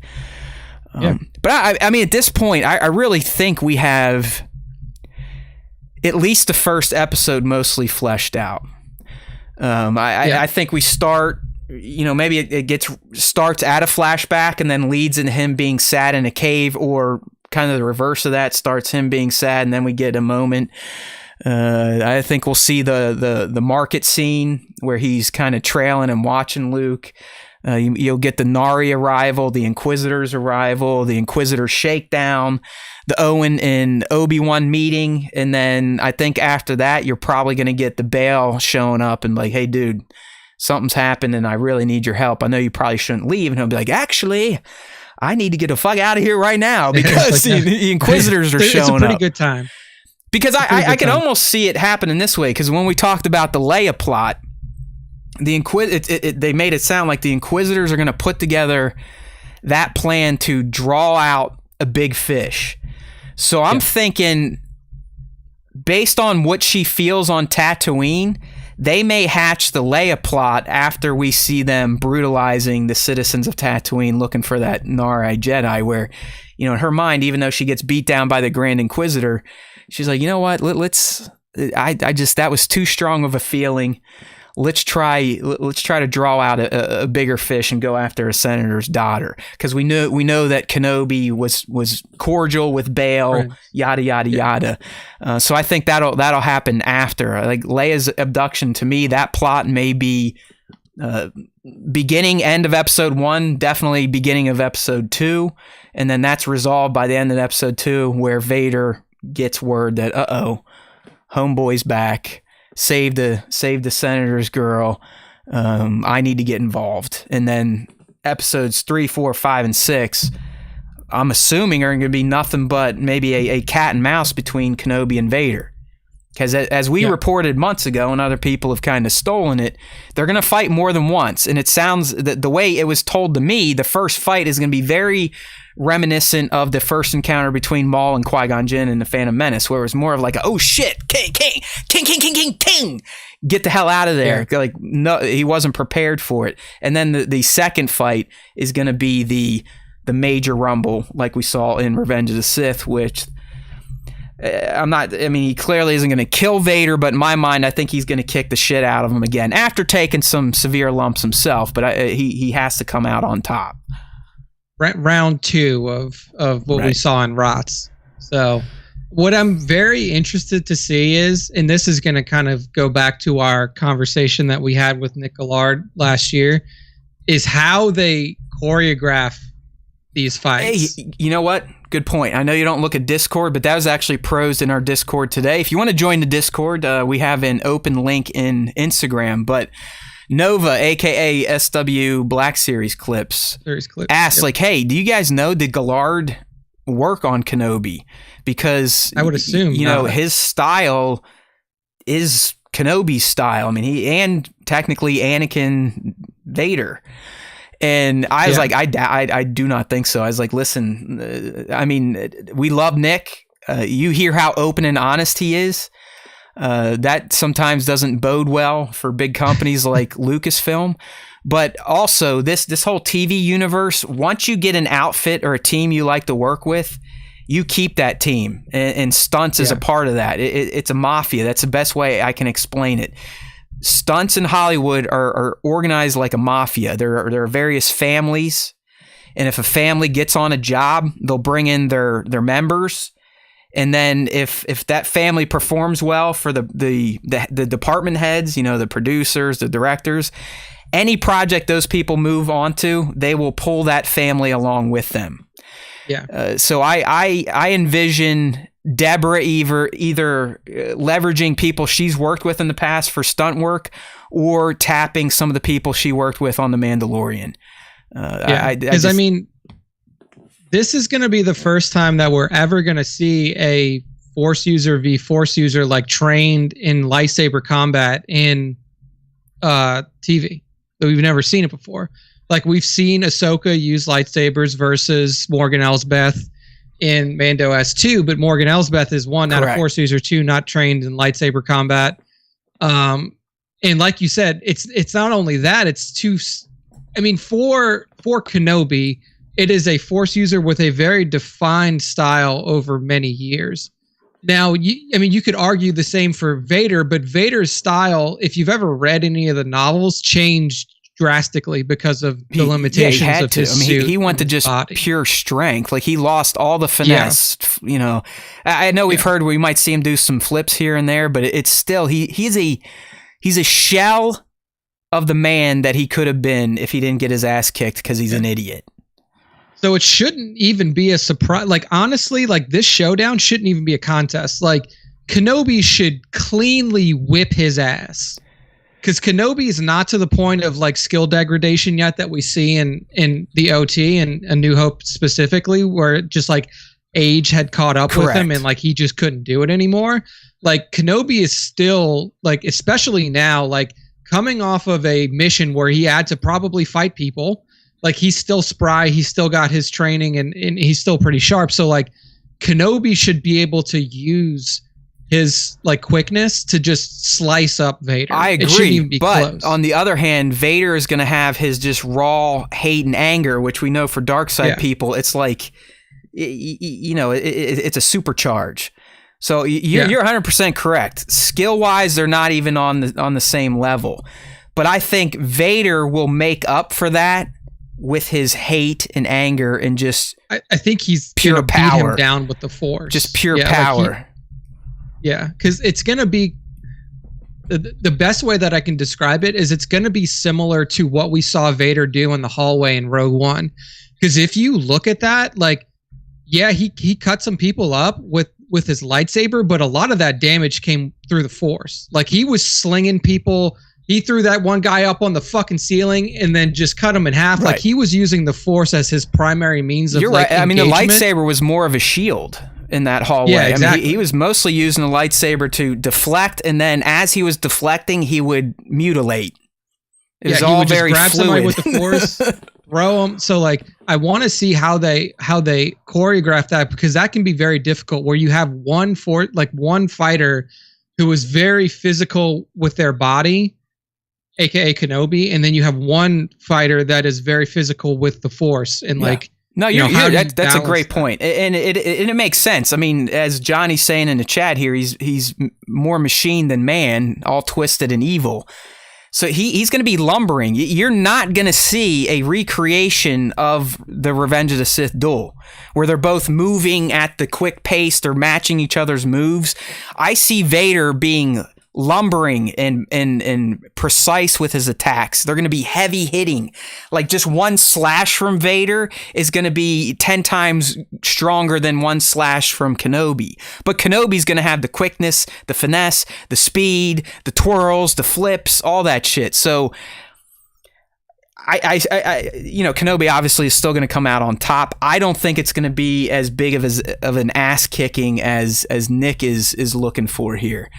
Probably not, but yeah, like, but they're not equals. I mean, at this point, Kenobi is still stronger in everything, but that dark side's a motherfucker, especially if you have your anger jacked to a 10, which he's going to have just because Kenobi's there, and especially if Kenobi throws some Padme stuff at him, that could ratchet him up. I'm and like I said, I still think their final duel, Kenobi may have a slight change of heart where he's like, oh shit, what Padme say? Just let me try this one time. And I hope that kind of bleeds into that Jedi line we've talked about 1,000 times now. Obi-Wan once thought as you did.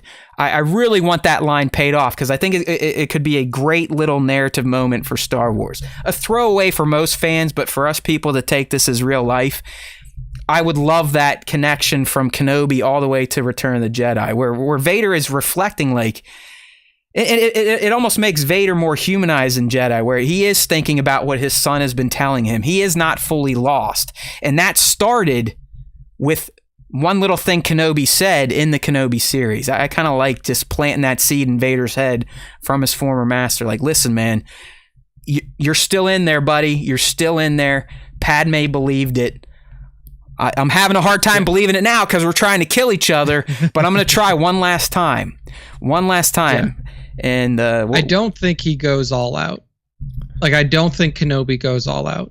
And I think it's because of a lot of what you're saying. Yeah. Like, it would be great to just see Kenobi get him and do what he was supposed to do in Revenge of the Sith and chop his head off. But I do think he'll probably get the upper hand. Or maybe Vader escapes and Kenobi yells out the line. But when he gets the upper hand, he may have that click moment like, oh, shit. What did Padme tell me? This is my boy. Maybe he's even having a flashback in his head as the fight's going on back to their time as brothers. And it's preventing him from the final blow. And that's where he leaves him like, I've beat you again, Anakin. Padme has said blah, blah, blah, blah, blah. And he's got to get out of Dodge for whatever. And I'm going to use this now to bring up a theory Johnny threw to us this past week on Instagram. It's a little far out, but I don't necessarily discount it. So let's say that during the second duel, Kenobi clearly is probably going to end up getting the upper hand. Things are going to look dire for Vader again. Maybe he makes the pitch. And what if just as Kenobi's like, all right, he's not coming back. And he's like, all right, I'm going to do it now. And just as he goes to do it, who shows up with some lightning? And the lightning, now hear me out. The Johnny, he like I said, ages him drastically. There you go. You got it. Think about it. Like if he gets a good jolt of lightning, Obi-Wan does. Clearly, that's going to allow Vader to escape and survive.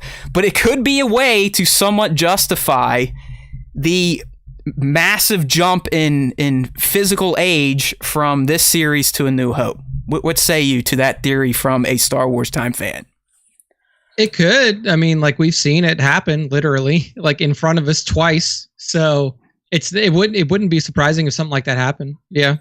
I would be fucking shocked if he actually showed up in person. Yeah. Like, because we've never really seen him leave his lair. You know, Correct. like we've never seen. Well, I think like Sidious leave his lair after. I believe, and John, if you're here listening, correct me if I'm wrong. But I believe, and again, this wouldn't be out of the realm of possibility because it's definitely floating around in space somewhere. What would you say to a chance that Obi-Wan somehow ends up on the Death Star? That would be... And Palpatine is there. I mean... It's not too far-fetched. I mean, I do think it's a stretch, but I don't think it's completely out of the realm of possibility. It isn't. And here's, I mean, like, I just have to like let go of everything from A New Hope and basically be like, this is kind of rewrite A New Hope narrative. A little. Well, here, just let me. I'll let you riff on it real quick. But the last thing Johnny said about, well, maybe Obi-Wan has already been on the Death Star. If you remember when they approach it, and they're like, man, what's that moon? And Obi-Wan, without even hesitation, says, that's no moon, that's a space station. How the fuck would he know that if he didn't already know that the Death Star was kind of out there? Because it's not like Death Stars were all over the galaxy at that point in time. It was something brand new that they had kept hidden up until Rogue One, which happened a few moments before A New Hope. So I don't know. Like I said, it's a little stretchy, but I don't think it's too far out of the our possible options here. Yeah. I think it's possible. It would be interesting to see how he got there, like what the sequence of events would be to leading up to there, and it would also have to be an incomplete Death Star, I would imagine, because once we hit A New Hope, like the whole narrative around the Death Star is like, hey, it's finally finished. Yeah. Let us show you the full power. Let us show you, like, hey, this thing is going to blow up a whole planet. And like even the narrative within Rogue One was like, hey, look, this isn't even finished yet. Right, is it going to work? They didn't even know if it was going to work. Exactly. So, I mean, I think it could be based on how we see it at the end of Revenge of the Sith. They already have the whole fucking shell finished. Yeah, like the shell is kind like of... the scaffolding is up. It could look like the Death Star did in Return of the Jedi, right? I mean... That's exactly what I was going to say, yeah. It could essentially be like a half-finished Death Star like we saw in Return of the Jedi. So I don't know. Like you said, it could suck a little wind out of A New Hope, but I do believe they're going to do it in a way that everything does kind of crosswalk over. And it may change the context of certain famous lines we've heard in A New Hope, but it's not going to completely discount them. We meet again, or I haven't felt this presence. All that is still going to line up. It's just probably going to mean something different within context now. Because, these days, or when we first saw it, we had no clue what Vader was referring to. After the prequels came out, we were like, oh, maybe it was the, their fight or Revenge of the Sith. But if you really hear what Vader says, it doesn't even reference that fight. Because it's like, the last time I saw you, I was but the learner, and now, well, no, you were on the dark side, and you guys were pretty much equally matched. You just made a stupid, cocky choice. Yeah, I don't know, man. And hey, this is why this series could be the greatest of all time. I mean, look at it. You got guys like Johnny. He's nerding out, throwing out theories, something I haven't really gotten from him. It's getting people speculating, talking, and having fun. And that's why we do what we do at the Star Wars Time Show. So I guess that's it for the leaks. We can let some people back. No more leaks, but I mean, like I think we had a lot of good speculation. And I mean, that's the good part. Like, if there's any good thing about like the down periods between new content releases for Star Wars, it is that like you and I get to kind of use our brain, see what we can come up with, see if anything hits once it does come out. That's why I do this, and that's why I get all upset. Like, oh, hey, no one pays attention to us. We guessed it right. One of my best is still with zero knowledge. At the end of Mando season 2, episode 1, I literally say, kind of just being a smartass, oh yeah, Boba Fett's gonna go over to Jabba's palace. He's been parking there for all these years, and he's going to talk to Bib Fortuna, and lo and behold, look what happened. So, bingo, bango. The talk was short, but you nailed it. Yeah, it happens. It happens.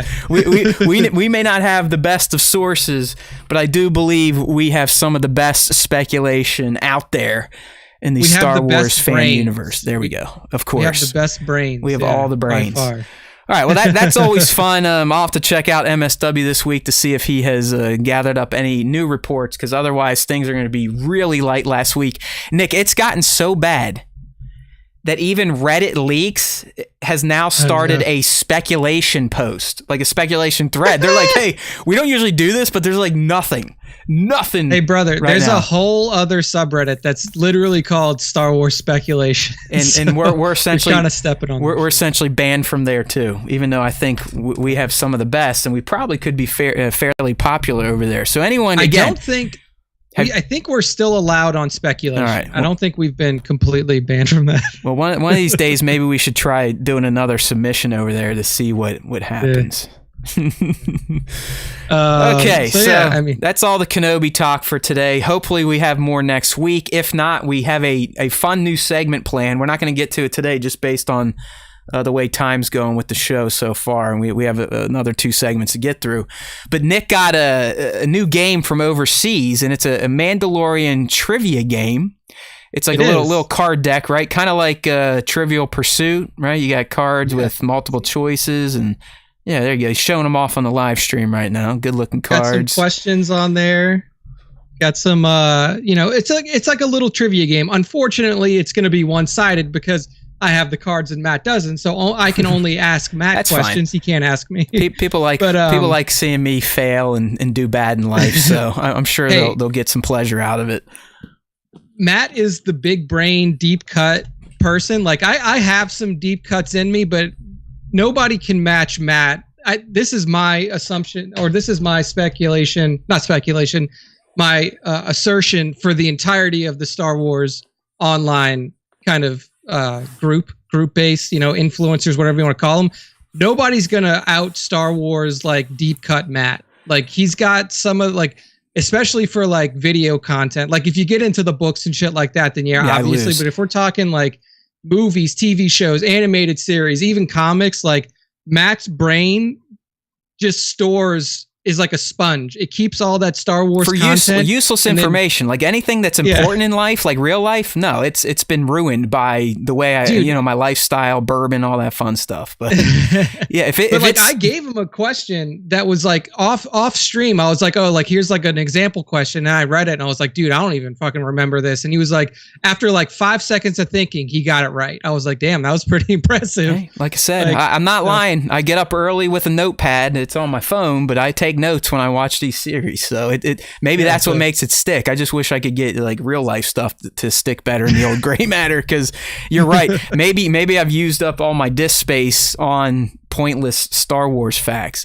But thank you for that. I would still say Star Wars Explained would probably blow me out of the fucking pond, because that guy, like, that's what he's built. He almost has 1 million subs on YouTube.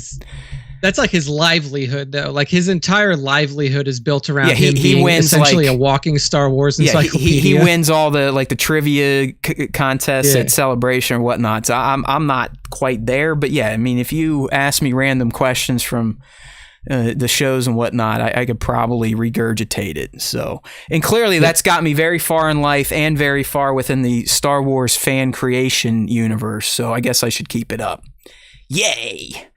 Yeah. Okay, last real story before we get into this week's fan segment, which I'm sure everyone is excited about. And this is odd, and who knows, maybe they just haven't updated their roadmap yet. But last week, it was revealed that Rogue Squadron, the movie that is still on Disney's movie release lineup schedule for 2023. Now, if you remember at the end of 21, we were starting to get the rumors out there that, hey, it wasn't full-on creative differences yet, but it was like, Patty may be doing too many other things, too many other projects. Rogue Squadron is going to be delayed, and then it was Patty is leaving Cleopatra, and is it still going to make the 2023 time slot? Well, according to this release, which looks fairly official and was covered by most outlets, so I'm going with it is legit and not just nonsense that we put up there that someone sent us. If you're on the live stream, you can see it right now, but right there in 2023, December 22nd, you have Rogue Squadron penciled in. So, is this bullshit, Nick? I mean, to be honest, like, there's so much time there was so much time between the initial, like, hey, we got to kind of rework some stuff to the actual release date, that it really doesn't surprise me that it hasn't shifted. Now, especially if it's like stuff in the script. Now, I mean, I think we can kind of generalize that some pre-production was happening, some script writing has happened, maybe even the art department was up and running. So I guess technically, if they get filming, like to actual production, sometime in the first half of 2022, which, Jesus, I can't believe it's already March, by the way. Like you know, people that are older than me, I'm sure time gets even quicker, but being in my 40s now, it's ridiculous. I mean, I'm sitting here lamenting the fact that winter is already over where I live. It's like it's in the 50s and 60s again. There's more light at the nighttime. I'm going, no, I want those long nights and short days. I want to be cold so I don't feel bad about sitting in my house. But man, stuff just flies. But you would think, I would think a movie like this. What do you think a valid shooting schedule is? 6 months, 4 to 6 months? Do they need that much time? I would say probably in that range. I feel like 6 months would be like long for a shoot like that, so especially like 4 or 5 months. Right. I would say is an appropriate time. So if they get principal done in 2022. To me, I think they could definitely get post finished by the end of 2023. Right? Yeah, 100%. 100%. Because think about it. That's how they do these TV shows, and these TV shows are longer. I mean, they have much longer run times than a movie. And, you know, so you got more moving parts, you got more people, you got more days to shoot because you're shooting instead of just 2 hours of content. I mean, obviously, they shoot hundreds of hours of content and then edit it down, but we're talking going from some of these series, if you string all the run times together, are pushing 6+ hours. I mean, that's multiple films, and they still are able to get stuff shot 1 year, then by the next year, it's ready to rock and roll. It's not like the prequel days where the maker needed 3 full years of post-production. Yeah, essentially almost a year to shoot and then 2 years to do all the computer stuff because we just didn't have the tech back then to process all the visual effects. That's kind of gone out the window. I mean, these days, previs looks just as good as like final effects from back in the early aughts. I mean, I guess this is definitely still a date they could hit for Rogue Squadron.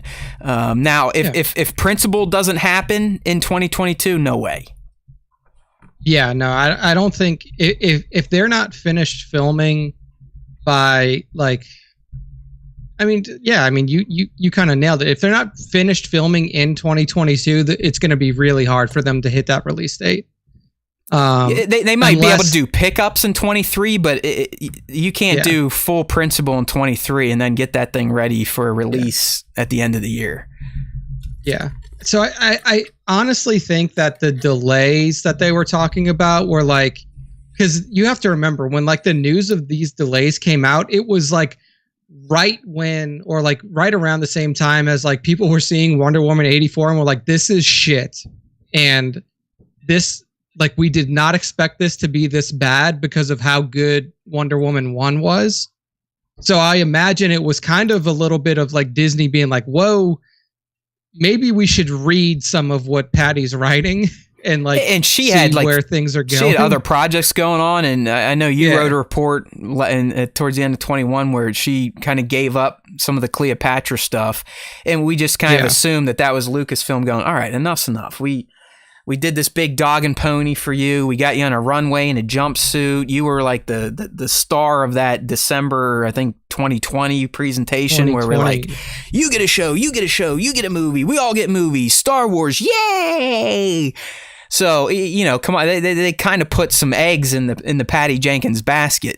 And I think they're finally like, all right, now we're getting reports leaking out that we're dysfunctional again. Enough's enough. Walk away. Yeah. You need to focus. So I still think if they get to this, it can hit that 2023. I agree. And I feel like Patty, like after like Disney kind of cracked the whip, Patty probably fell in line and then got tightened the ship a little bit to say. And you'll learn about it from this dumb show if the production kicks off, because I'm combing the internet every day for leaks, tips, this, that, and the other thing. The only thing that's curious about this release schedule, Nick, if you look on 2022, Avatar 2, have you seen anything about Avatar being finished?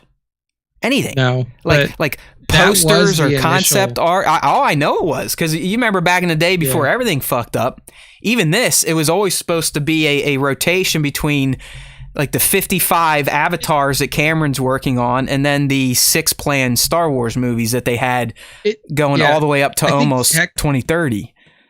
Yeah, technically, like, everything got shifted down a year. So, like, technically Avatar 2 was supposed to come out this year. It was supposed to be Avatar the was pandemic, odd and Star the Wars pandemic was ultimately was the main delay, or the multi-year push for this list. You're right.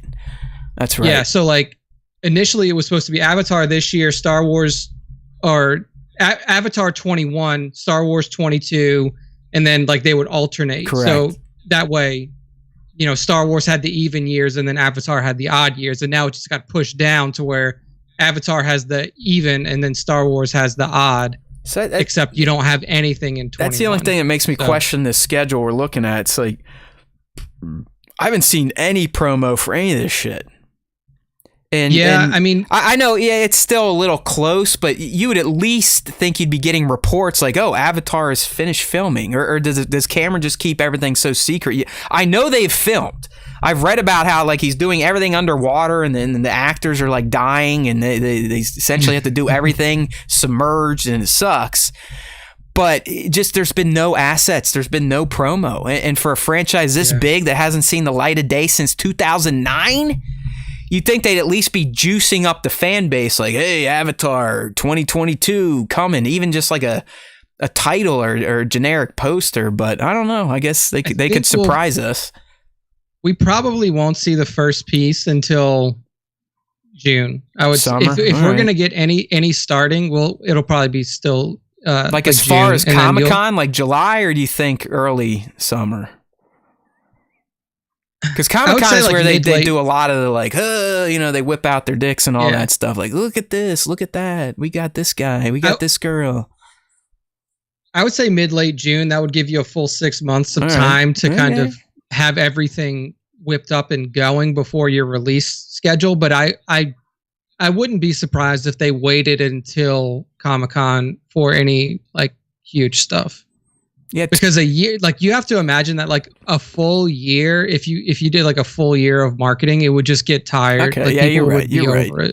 It wasn't. Again, I'm stupid, and it wasn't so much the marketing. It's just you haven't even like heard leaks or anything. I mean, we're now talking about leaks for Kenobi, and I guess it's closer, but it just seems like Avatar has been muted on all fronts. Like you just don't know what's happening. It's on a schedule, and we just have to wait and see if it's actually going to show up. Yeah, and I'm excited. I like Avatar. I think it was a kind of a cool new IP he cooked up, and I'm interested to see where it goes. 23 should be an interesting year for fans of Lucasfilm, because that's the pencil date for Indiana Jones and Rogue Squadron if it actually hits. Outside, once you get into 24, it's just Untitled everything. I mean, I could have wrote the list at this point in time. Untitled Marvel, Untitled Pixar, Untitled Disney, Untitled Marvel. So, like, if you want to, like, put some perspective to the timeline, like, Indy 5 just wrapped filming, or it was just reported to have wrapped filming. Yeah, and it was filming, like, all through 21. I mean, Ford almost died again, so there was another delay. Yeah, so there was a lot of delay in that. But yeah, it's kind of hard to like nail down like a full production timeline for Indy, because there were some delays with injuries and stuff like that, and it was filming during COVID. But I mean, that was roughly we call it like a 16-month filming timeline. Right. But then we don't know how much time was taken off because of COVID protocols, because of Ford's injury, because of conflicting filming schedules or anything like that. So, and you can't really compare, like I said, the films to the TV, because Mando season 3 has been filming since the fall of 21, and it's still filming now. But like we said earlier, they're bigger. I mean, yeah, they're on a smaller screen, but the scope of the project, the work, is much bigger because you're not just trying to tell a 2-hour story or a 2.5-hour story. In the case of Mando, if they're sticking to the 8 episodes, you're getting upwards of 8 hours. Multiple movies. They're essentially doing trilogies every season, quadrilogies, quintilogies. Okay. All right. Well, there you go. There's your news download for the week. But now it's time to start rounding third, headed to home. It's time for the Star Wars Time Show fan segment. And let me say time one more time. And I'm not talking about the herb. All right. Okay, so the fan segment, if anyone's new here, and we did just get a subscriber. Who was that? I think I deleted the email before I could thank them. It was something like Punk something. Thank you for subscribing to the show. We speak your name, although we don't, because I deleted the email and forgot what it was.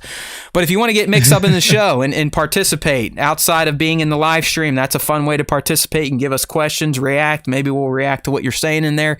Maybe we'll ignore you. You never know. But there are 2 other ways to kind of get your voice onto the Star Wars Time Show. The first way is through our question of the week, which we're about to dive into to see what fans had to respond to this week's question, which was kind of shitty. But hey, I didn't feel like thinking today, and we used up all our Book of Boba Fett juice last week, so I'm going to have to get creative again.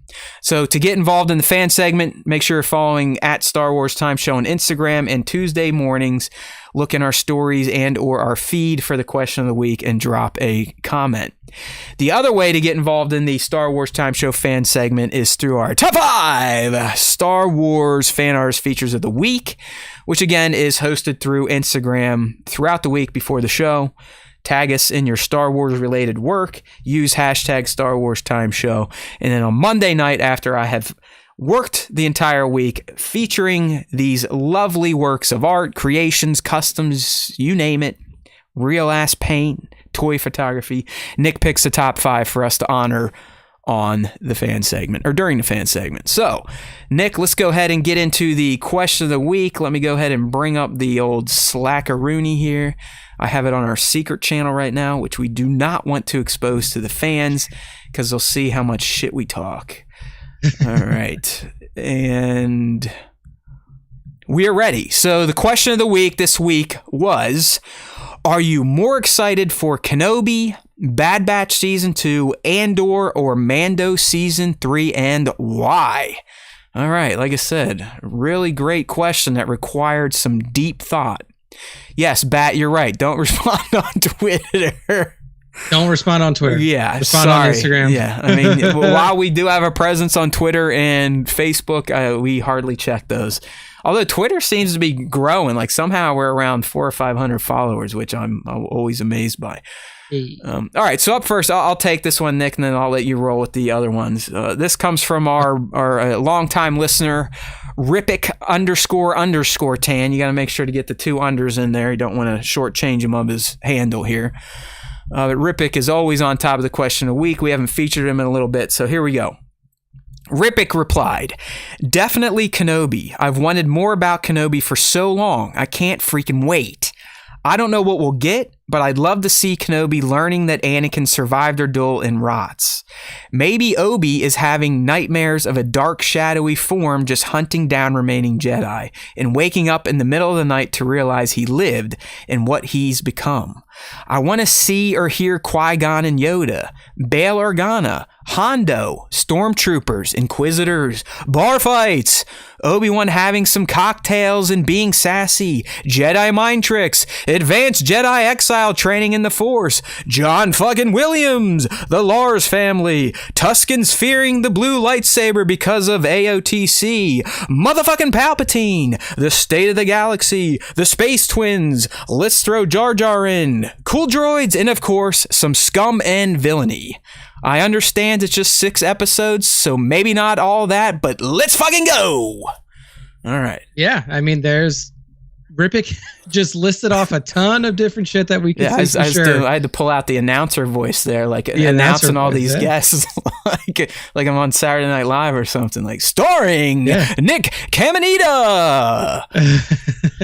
Yeah, I mean, I honestly, yeah, no. Rippick, I think if you listen to the show or you're down for listening to our speculations and leaks, you're going to get a lot of this, and you're not too far off. So yeah, the force is with you. All right, who we For got? sure. We got you, next. Nick, I'll let you run. Drew Originals says Kenobi and praying it's done right. God, Could be amazing. Everyone Love with the done right Mandalorian. stuff. Everyone's got to. Yeah, I know, right? It needs to be done right, but by whose standards, right? Thank you. Whose standards is right? Could be amazing. Love the Mandalorian too, but it's literally Obi-Wan and Anakin / Vader. Yeah. They're with you, Drew. I mean, I've been. I'm almost there, getting ready to take it to the bank. I think I'm gonna have to wait for the trailer just to get a look at what they made the world look like. But I'm getting very close to the Kenobi is a take it to the bank, instant all-time Star Wars classic. I am tending to lean that way as well. Next up, Cheeky Boba Fett says, definitely Kenobi. Revenge of the Sith is my favorite Star Wars movie, and Anakin is my favorite character in the Star Wars. So I'm hyped for Kenobi. Matt hates this take. He hates this person. It's all right. Because maybe Rots is their favorite. Maybe Cheeky's young. Nah, it's fine. I mean, like I said, I've come around a little bit, but no one's ever going to convince me that Revenge of the Sith handled Anakin's turn the right way. It's terrible. Okay. All right. It might have other moments, but come on. I mean, the Clone Wars 7th season through the Force handled Anakin's turn better than Revenge of the Sith. Okay, I digress. Go ahead. All right. Next up, we have TBS Data Vault. I feel like that we just promoted someone's business there, reading that handle. I know, right? It's like, what's going on? Welcome to TBS Data Vault, where we have all your data needs.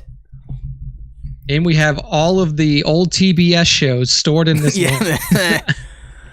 I'm torn between Mando S3 and Kenobi. However, I'm a little nervous that we're going to see the Major Domo shacking up with Peli and the mods rolling with Boba Fett and Mando. So in the end, I'd have to say Kenobi. For all the Vader Inquisitor feels, looking forward to the rematch of the century. Kenobi is the GOAT! So, thank you, TBS Data Vault. Hey, Perfected Chaos in the chat here. I know you're just trying to troll me, so go back to playing video games. Go back to showing everyone how to play video games, okay? Revenge of the Sith is not the best movie of the 9, please. AB_ToyPick says, I'm excited for Kenobi big time, and of course Mando, but I'm kind of more interested in Andor. Look at this. He's a character we know nothing about, and I feel we're going to get to see a lot of unfamiliar new stuff, new characters and locations. Fantastic points.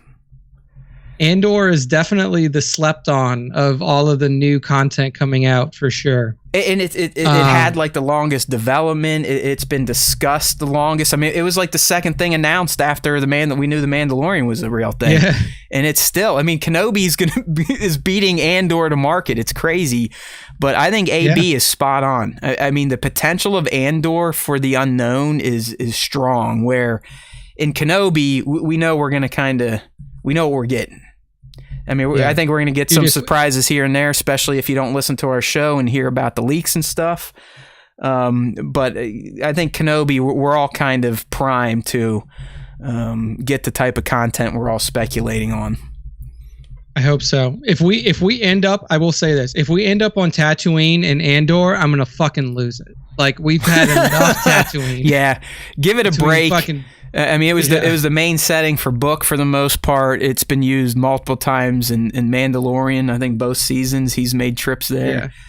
You're not wrong on that. Let's go to some more lush planets. Let's go back to live action Felucia or live action Umbara. Like those were interesting looking planets, like neon type of fauna and shit like that. But yeah, I'm with you, man. It's just let's get some new stuff in there. Anyway. Last one for the question of the week responses. This is Corona 4. He says, yes, Kenobi, cause it's Kenobi. Enough said. Can't wait to see Ewan again. Andor, because it's all new and looks epic. BB, Bad Batch.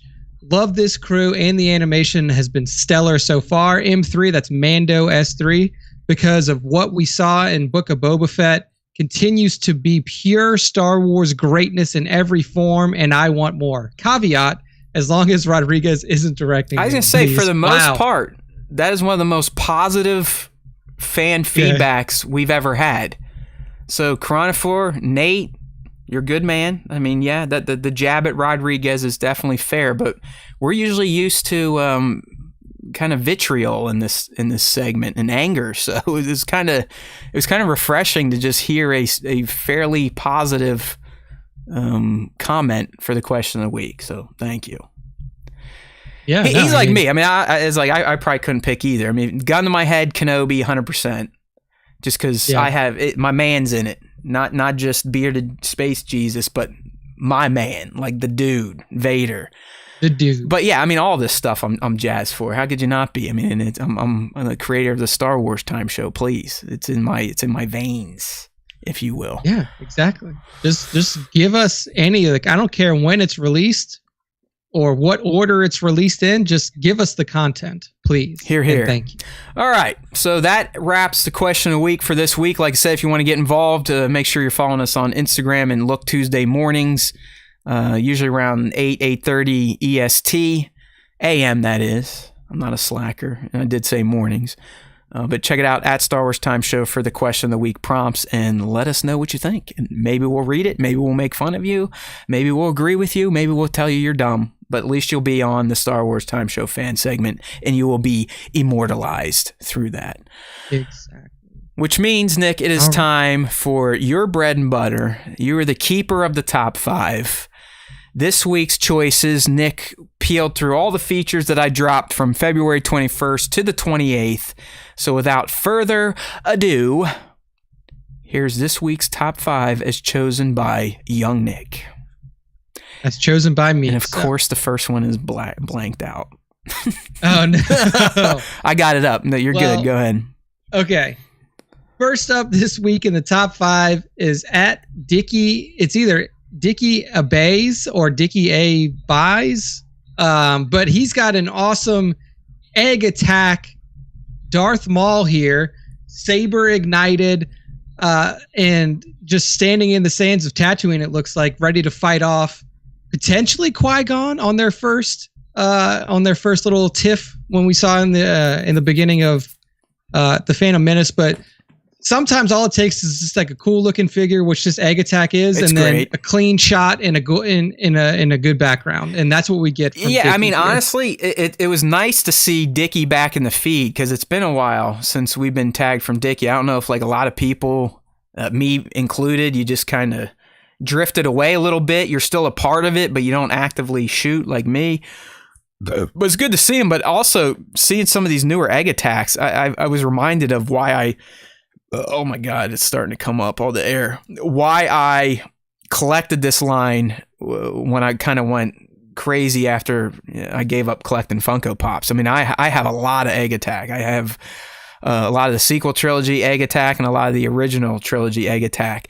I did not know, I mean, that just shows you how far I kind of fallen out of certain realms of collecting, that they have, Beast Kingdom has created a Phantom Menace Maul Egg Attack, which is the one we're looking at right now. If you're not on the live stream, you can pull it up in the post on StarWarsTime.net. Yeah, but he also shot, it looks like there's a Mandalorian Egg Attack. But I ran with Maul just because, I don't know, I just, look at the little Maul face. Like, it's just like, I know the face is menacing. It's wrong to even say this, but it's like menacingly cute. Like I want to pinch his little cheeks and be like, "Oh, Maul, you cute little son of a bitch, you angry little Sith. Look how lovely you are." But I don't know. This is what Egg Attack does, though. I mean, it reminds me of the Darth Vader, where it still looks like the character, but there's a little bit of that chibbiness to it, so some cuteness comes into it. And just seeing bad Star Wars villains, and considering they look kind of cute, that's what does it for me. I don't know. It's just it's like that oxymoron. It shouldn't, like, these characters shouldn't be cute and cuddly, but Egg Attack kind of makes them that way. And it reminds me of our logo, the Egg Attack. Yeah, there you stuff. go. There you go. We're two Egg Attacks, that's for sure. Yeah. So at Dickie DICKY and then ABAIS on Instagram. Dickie Abies. There we go. That's how you say Dickie Abies. Dickie Go give him a Abies. follow. awesome egg attack. He is primarily an egg attack shooter. That's what he lists in his bio. But you can see that he's been messing around with some Punisher. Punisher looks like, what is it, 112 scale stuff. So yep. Very, very fun feed from Dickie Abay. Yeah, like, yeah. If you go on his feed, you can see the look at the little egg attack Grogu. It's like just a little head coming out of a sack. No. Unbelievable. Look at these So things. good. And no, Matt, you're not getting back in the egg attack. You're not getting back. Here, look, I'm doing a mind trick on myself. You're not getting back in the egg attack. Okay, I think I got it. I'm not getting back. So yes, it worked. I did. I repeated it. It worked.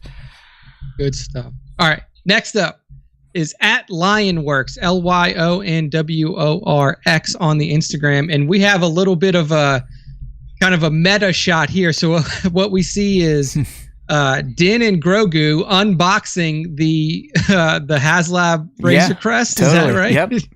And it looks like he's controlling it with his like a little wrist. Yeah, like mount, it's a drone. Think about like drones. Yeah, you know, like we a can drone. buy like an X-wing drone or a TIE fighter drone these days. What if you're not on the stream? What Lionworks has created is a Razor Crest drone toy for Din and Grogu to play with. And Nick, you're clearly drawn to what Lion does. I think this is like your third or fourth choice of his to make the top 5, and they usually are. I think the last one they're playing Jenga together. The Jenga one. And now this one, it's father and son opening a new toy and just kind of sharing in that joy. And I'm with you, man. I love this shit. I love these types of setups where it kind of takes the characters out of their galaxy and brings them into ours, but they're still Star Wars characters, and that's kind of the kicker. Yeah, I mean, it's great. Like, I always consider these like Star Wars in real life shots where it's just like you said, it's Star Wars characters interacting within our reality. And it's really cool to kind of like break that fourth wall. And Lionworks does a really good job of portraying them in realistic situations that you would see. And all practically world, too. I mean, I'm pretty sure that Razor Crest is real. It might be like a die cast that they shrunk down a bit. But the box of the Razor Crest, I'm almost positive that's practical, and they printed it out and made the box. So, truly awesome. Just kick it. But I mean, it's not just the props though. It's the posing, like you said. Mando's kind of controlling it, and look at Grogu. It's like that little kid when he sees a parent getting a new toy or something. Like, ooh, like can I touch? Can I play too? Yeah. I play with it. So it was super fun. I love Lionworks' eye for creativity on his feed. So make sure, or on their feed. So make sure to go follow at LYONWORX on the IG. Thank you very much. Next up. Another failed load. What's going on, StarWarsTime.net? I got it. I pulled it up. We're good. Okay. Got it. This is at From the Outer Rim on Instagram, and this is like a picture perfect scene recreation. So much so that like I thought that this was just like a picture, like a still from the movie. I was like, oh, maybe there's like some AOTC nonsense happening out there. But what we see is the exact shot when Anakin and Padme are being wheeled into the Geonosian arena. And that shadowed image of those two kind of coming together to kiss as they are wheeled out into this sprawling open Geonosian arena, and fucking From the Outer Rim nailed it, nailed the pose, nailed the lighting, nailed the shadow, like the shadowing that the figures created when they're coming in towards each other with the lighting. I mean, I imagine that this is a digirama because the background is like the exact Geonosian arena that you see from the movie. I mean, like. It's picture perfect what you see in AOTC. It really is, and it's just this just goes to show you the lighting skill that From the Outer Rim has to kind of blend these figures in with that exact slide or cell from Attack of the Clones. And From the Outer Rim has a lot of great scene recreations, but they're also very adept at mixing scales in terms of mashing a 112 with a 118 without using camera tricks. Like they grow the 118 somehow. I'm assuming just expanding it in Photoshop. But you can get a lot of cool looking characters that aren't made in 112 scale yet on From the Outer Rim's page, where they kind of take characters that have been made in 118 and upsize them to fit in with other 112 type of stuff. I believe these are 112 characters in this particular shot, but this one just goes to show you just like the level of scene recreation excellence we got going on here. One of the latest they have is the death of Chirrut. You got one with Leia and R2. I like this what if scene where it's like Leia saying goodbye to Ben Solo, like they're using I'm guessing a Stranger Things character for that. But yeah, I mean, from the Outer Rim, like I said, definitely's got some magic going on over on that account, and very skilled at the digiramas, light blending, and then, like I said, blending different scales of figures to make them all look the same. Yeah, beautiful, beautiful stuff. At From the Outer Rim on IG. Make sure to give a follow. Next up, this is from at Bill's Bricks. And this is crazy. What we have here is completely different than anything that we've ever featured before on Star Wars Time Show. This is a Lego mosaic of Boba Fett. That he without direction. Like this isn't a set you go buy, Nick. This is like Bill's Bricks fucking cooked this up, and it doesn't surprise me. I mean, Bill's Bricks, we feature them a lot. I think this is their first top 5. But if I go over to their page real quick, almost all the stuff on here are MOCs, and in the Lego community, that means my own creation. Which you're not using Lego books to make this stuff, to make these sets. I mean, like he's got the High Ground set. It's this Revenge of the Sith set, and they're just amazing. Like they're little dioramas, all made out of Lego. The lava's Lego, the terrain's Lego. So yeah, when I saw this one, I'm just like, holy hell! I mean, this guy, this person, this Bill's Bricks, Lego MOC designer, digital artist. It's so big in the community, but this to me is on the same level as like real ass paint, the mosaic. I mean, how does a human brain even figure out what little fucking studs? And these are like the little teeny weeny Lego studs, like single studs. That over 10,000 pieces, he said. Crazy. Look at that. Crazy. Like my brain when my brain looks at it now, it starts going like there's no way. Like, I mean, look at the top line there, Nick. Oh yeah, I'm gonna have to use a few beige studs, a light green stud, and then some gray studs to start his helmet. Where does that even come from in the human mind? I know.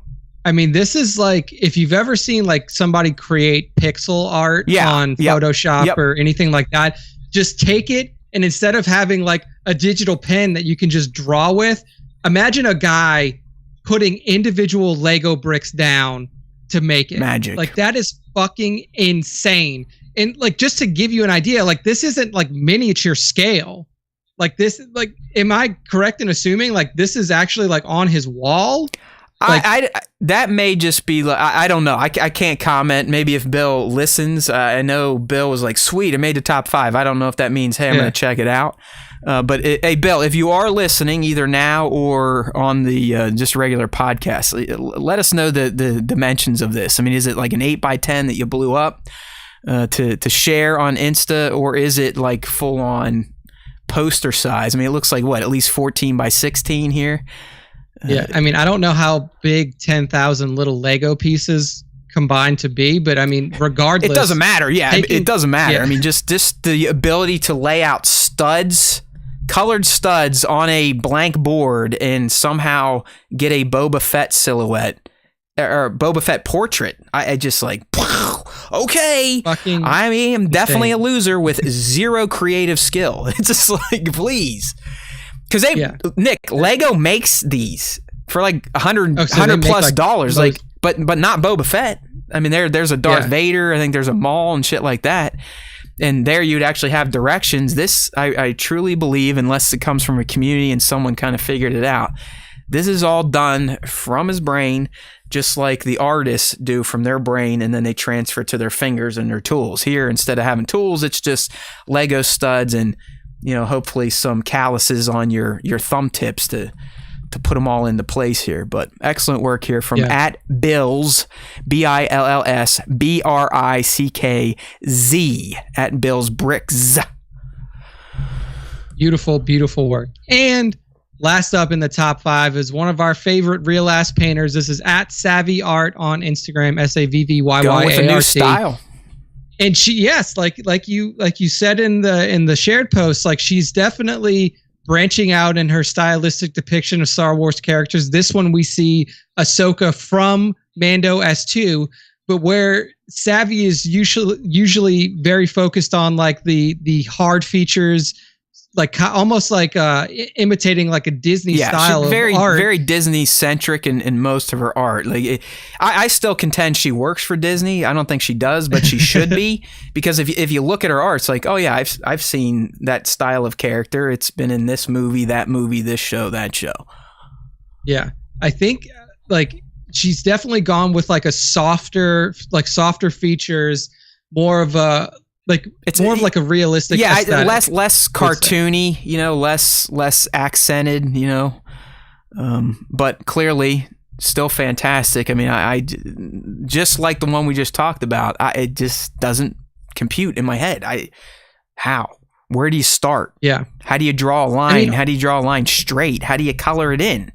How do you blend the colors so it looks like there's light on her shoulder? I don't fucking know. Yeah. It's like crazy. And like the thing is I don't like, again, like we would have to hear this from like real artists, not just people who talk about real artists, but like I would imagine that it's difficult to have like a very defined style like Savvy has, and then also be excellent at a completely like different style.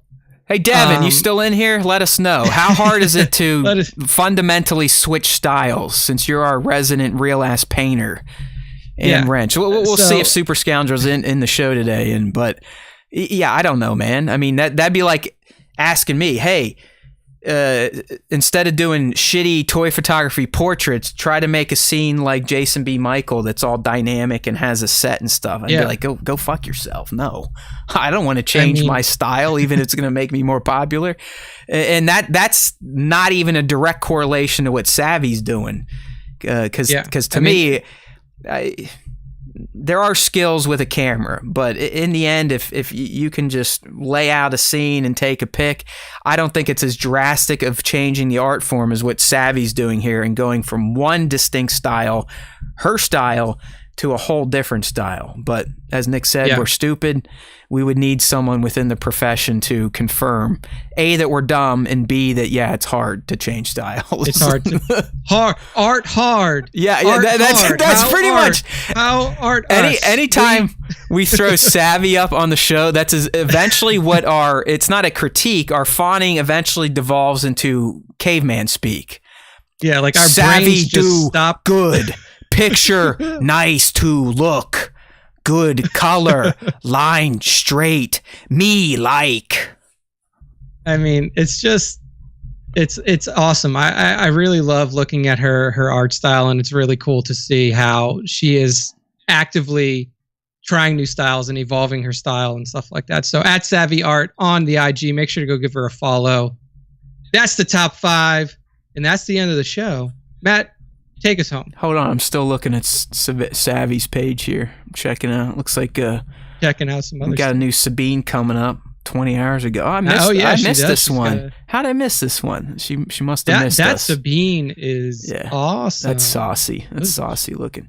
But hey, Savvy, she's one of our favorite. I know her audience, and she definitely checks out the segments, and a lot of times I feel bad because she just seems so innocent and like righteous. We have potty mouths. And then you got my dumb ass on here like me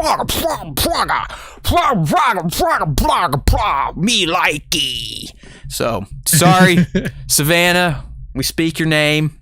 I try every time. I fail every time. I'm sure there are still a few F-bombs here or there, but we appreciate you. Keep up the good work. And as Nick said, it is time to put the show to bed. So let's do it. I feel like doing the dance today. I'm shimmying and I'm shaking in my seat. I got my hat on sideways because I feel like we've been doing this forever and we haven't. I don't know what's going on today. I'm all over the place. But as we always do at the end of the show, first and foremost, those that tuned in here, thank you for joining the live stream. Like I said, if you want to get into this, we do it Tuesdays, usually around 2:30 p. East on YouTube.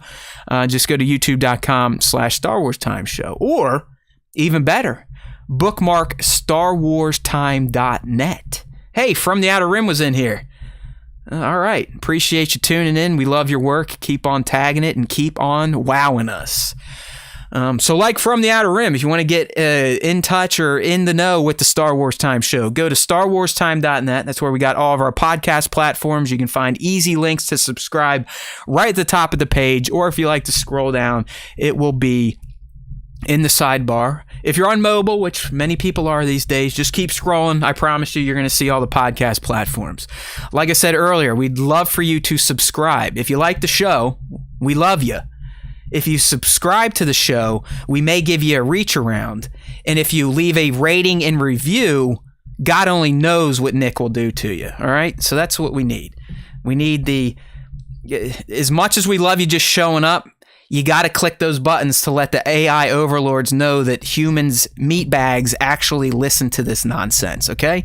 So sub up, rate and review if your platform offers it. If your platform doesn't offer it, go to a platform that does. So like iTunes, Spotify, and it really seems these days our Pandora traffic has picked up a ton. So if Pandora offers reviews, you know what to do. You know what to do, Johnny. All right, so StarWarsTime.net. In addition to getting linked in with the show, this is where our content lives. So if you want to kind of get a preview of the topics we're going to be discussing on the Tuesday show, we only do one show a week. We're losers, we're slackers, but that's why we got the website. So I'll say it one more time, StarWarsTime.net. And why, may you ask? Well, there's always time for Star Wars time. And I hope that those numbers keep going up and that it is not just a glitch. Shows like today may reverse our fortunes, because I think for the first 45 minutes, Nick and I were just essentially having a phone call between each other talking about life. And then we got into the good old Star Wars stuff, all sorts of Kenobi leaks, speculations. We have the first 2 episodes fully predicted at this point in time. So make sure to tune in if you missed all that stuff. And your best avenue to do so, my friends, one more time, say it with me, StarWarsTime.net. Look, I even have it on my hat so I don't forget. StarWarsTime.net. It's right here. You can do it. We can do it. Let's do it. There's always time for Star Wars time, my friends. That's all you got to tell the detractors. Even if they say, ew, you listen to that nonsense, that garbage, that filth, that angry little man. Just say, well, you know what? There's always time for Star Wars time. And don't forget to leave them with one of our alternate sayings. You know, we're not just a Star Wars podcast for a more uncivilized age. We are also the Star Wars podcast that if you listen to, the Force will be with you. Always.